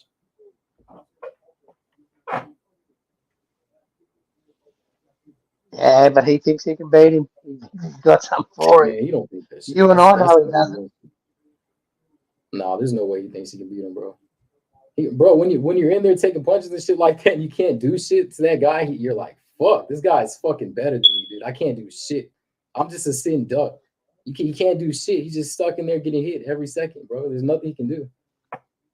He knows he's not better than Crawford, so he knows, bro. This is like the media Yeah, but attacking like his team and shit. Like they ask him like right. anything about the rematch, like of course they're gonna be like, yeah, my guy will fuck him up, man. Of course, that's my guy. But in reality, man, like they're like, nah, bro, don't take that fight. You took too much damage. So Yeah, you and I both know that he's going to get fucked up. But hey, man, that's his prerogative and his pride, letting his pride get in the way of his health. So They won't let it happen, man. Like the promoters and all this, they won't let that shit happen. I wanted him 154. Bottle wanted him 147. That's how it'll break down. I'm telling you now. Yeah, that's like I wanted the him one. excuse, right? That like the Spence Yeah, fans are using this yeah. shit. Like, oh man, 54, bro, is gonna be different. He was hot, man. Hell no. There's the out. There's right there. There's the out the clause. Shit, just let them have it. Let them have the fucking out, man. We saw what happened. Like, it wasn't close. It wasn't like one of these fights where you're like, oh man, it's kind of back and forth, or like maybe this guy saw it like this and the other guy saw the other guy. Nah, hell no, bro. That shit was a slaughtering. You know, from round three, it didn't look good for Errol. From round three, it was terrible. Fuck no, man. And I reckon fucking Bud may have faced better sparring partners than that version of Errol Spence. Because yeah, that was just a clinic. That was an absolute clinic. Bro, I know the Spence fans, like, I know they hurt. I know they fucking hurt when they saw that shit. Well, Ben Israel, we've lost a couple of people, bro. You know, Ben Israel. We've lost Ben Israel. We've lost. You know, there's a couple of men down. There's a couple of I was men watching down. some videos earlier, like the Spence fans, man. They were making some crazy excuses. Oh, bro, yeah. Yeah, but he's not. That's what I like about Errol is he's not the one making the excuses. White fan base. Yeah, same. Errol Same. said. He's one of my favorite fighters, man. But just I knew it, man. Just Yeah, I like it. Yeah, He's a hell of a guy, man. Yeah, that's what I'm saying. Yeah, he seems like a cool dude, right? Like stand up dude and Yeah. shit. Yeah, you just gotta root for people like that, you know. But goddamn, exactly. Just like for your own safety and shit, bro. Don't fight Bud again, bro. He did you really bad. We don't need to see it again. Nah. Save your pride. Save your pride for someone else. Just say that he wouldn't fight you at 154. Just say you wanted the rematch at 154 and he wouldn't give it to you. Hey, would you be mad at a fight between Spence and Thurman? Nah, not at all. Yeah, same. They both got nothing. So wouldn't fight each other when they had belts. So yeah, just fight each other now. Why not? Yes. Well, why not? Why not Spence move up and fight? Spence move up and fight Tim Zoo after he dispatches the Brian Mendoza. Oh shit. I don't know, man. I think Tim Zoo's too much for Spence right now. Yeah, well. I mean, if they want to blow up Tim Zoo, yeah, but outside of that, shit, yeah. Well, Tim and Errol been talking hella smack for years. Yeah, I see Tim Zoo stopping Spence if they fight. Yeah, I'd even love to see Tim and Bard, man. I think that fight might happen. Especially if Tim beats Mendoza. Zoo and Bud, yeah, I'd love that fight. Love it. Yeah, same. My fucking head says Bud, but my heart says Tim, you know? Hell yeah. Yeah, Tim Zoo's a badass fighter, man. Oh, he's just on the improve, mate. You know, he's just on that incline, and he's just got the right 28-year-old in his prime of his career, and he's just super active times a year, and he's on the world level. So, yeah, this is what he has to do to get his name out there. Just keep ticking boxes off, mate. If you can't get these big fights, just keep fucking taking these big fights, mate. And you know, he didn't have to fight Harrison. He didn't have to fight a Campo. He didn't have to fight fucking Mendoza. But he did. All in the If he year doesn't of, get like these fights, who would you want to see him fight? Oh, I don't know, man. I like you know, is it Jesus Ramos, the 22-year-old Mexican dude? Oh yeah, I like him, his but older brother fights at 54, right? yeah, Yeah, I think it's Jesus Ramos. Yeah, I like that fight. And I don't know, Tim might want to move up, and I don't know. I think he makes 154 pretty easy, so I think he's got unfinished business there. So yeah, everything bases on Charlo, man. What Charlo does, whether he vacates or moves up or defends. I still want to see that fight, man. I still want to see fucking Jamal Charlo fight Tim. I think Tim's got him mentally, and I think Tim's got the skills, mate, to walk through Charlo. Because that's what he's got to do. He's got to not fear his punches, you know. And that's the top fighter Tim is. Tim will get knocked out, and you know he'll take it hell and he'll keep fighting, man. That's in his DNA. He'll just Yeah, he keep knows that fighting. He started. won't give a fuck about losing. Yeah, he just wants the big fights. He wants them now. He wants Bud Crawford. He's even talking Canelo. You know, like I he wouldn't thought mind black a and white. Tim Zoo Triple G. Yeah, Tim Zoo's. I think Triple G's past it, man. But they're both. I think Tim Zoo's got a lot of Triple G's attributes, bro. If I'm honest, Yeah, you know, I he's think good. he's in the pocket work. He's like a young Triple G man. I just think Triple G's past it, mate. I don't think he wants that fight. Yeah, That's like a I don't think Charlo wants past it. it. I don't think a lot of these guys that could fight Tim Zoo, I don't think they want that fight. Well, it's kind of looking that way, man. Like all he's fucking getting, you know, like guys that are third and fourth ranked, like you just can't get the fucking fights. But little Aussie guy that fucking no one thinks high of. I mean, even Jamel said it after the Harrison fight. You know, after Tim stopped Tony, he said he wasn't impressed. He wasn't impressed with Tim, and I think that was total bullshit. I think he's Yeah, that back and thought, he's just talking shit. hang on a minute, hang on a minute, this motherfucker can crack. That's one thing, man. I just don't rock with the guys at team. You know, like I look at that Jason Maloney when me and Rap interviewed this dude, Jason Maloney, man. Like this motherfucker turned around and said, in a way, the first guy that knocked him out, he said, in a way, he said, I've never felt power like that at 118. And he said, that dude stopped me, man. And he said, I've been nothing but a fan of the guy ever since. Like, and that's coming from a boxer that faced a guy and lost to a guy and got stopped, but was humble enough to go, you know what, that dude's a hell of a fighter. Um, and that motherfucker, I'm now one of his biggest fans because, yeah, the way he walks through the division and the way he walks through divisions. So you can't, you know, look, those type of guys that can be honest, open and honest, I think they're good guys. When you got guys that say they watch Tim Zoo, I don't give a fuck who you are, but everyone who watched that fight thought, hang on a minute, this Tim Zoo guy's something else. I knew exactly what Tim Zoo was going to do to Tony Harrison. But everyone else kind of thought Tony, even Mirage, man, my fellow countrymen didn't have Tim Zoo winning that fight.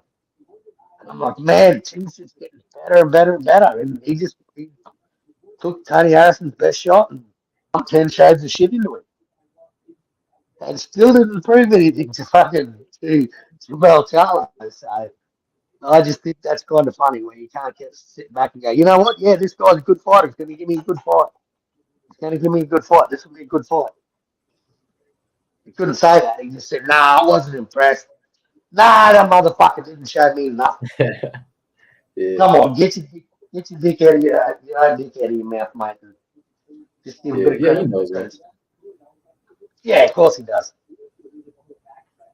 But Yeah, yeah, I don't know, man. I don't know whether the team sticks around at 154 or because if he becomes WBC interim champ, you know, if he beats Mendoza, which I think he will, if he beats him, then you know he becomes WBC as well. So you know, Jamel's got some fucking decisions to make when he comes back or after this fight, what he does. So, and for a guy that's only fought at 154, man, moving up to 168, this is all the more reason why I don't have Charlo winning. And I'm going to go with his inactivity. Inactivity for me, man, is everything in boxing. I think that's one of the attributes you need to be a good world level fighter, constant world level fighter, is you have to stay active.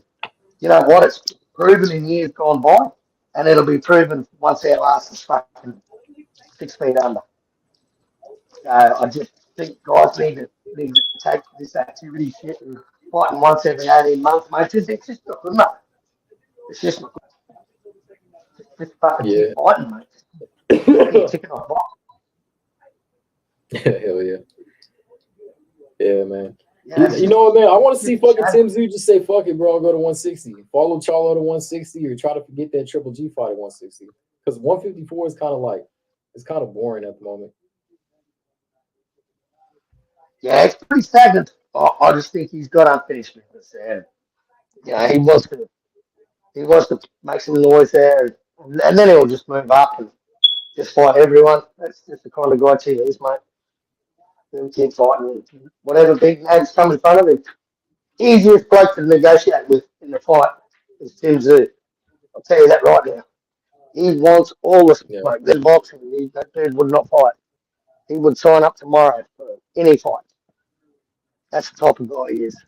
And that's the type of guy I rock with, man. Just these acting dudes, you know. Even Tank, man. Like, I like Tank. This kid's fighting.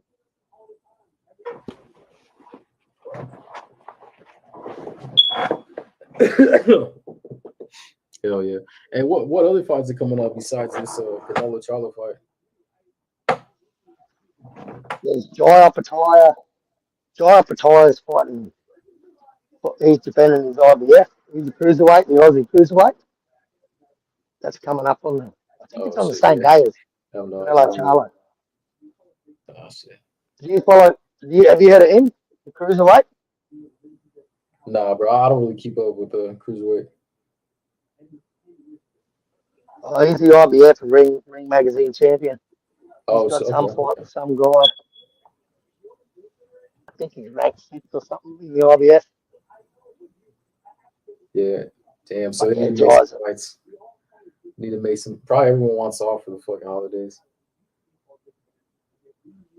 Yeah, that's it. Well, on the sacks. So the Jaya Pataya fight will be on early. It'll be on early, and it's in England, so it'll be early fight, and then we'll have the Canelo Charlo fight on the same day.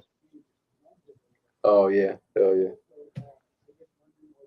It's a good fight, man. Watch this dude. He's like a Maori type.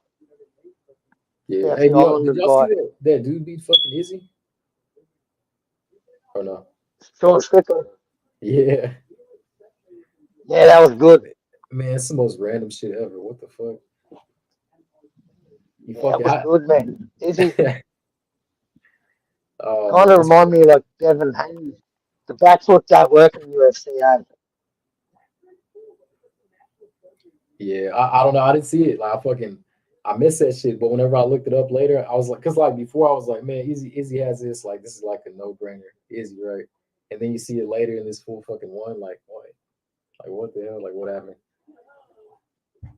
And there was some guy I was watching it live bet 220K on Izzy to win by knockout to win 30 grand, and he lost. He lost 220 grand.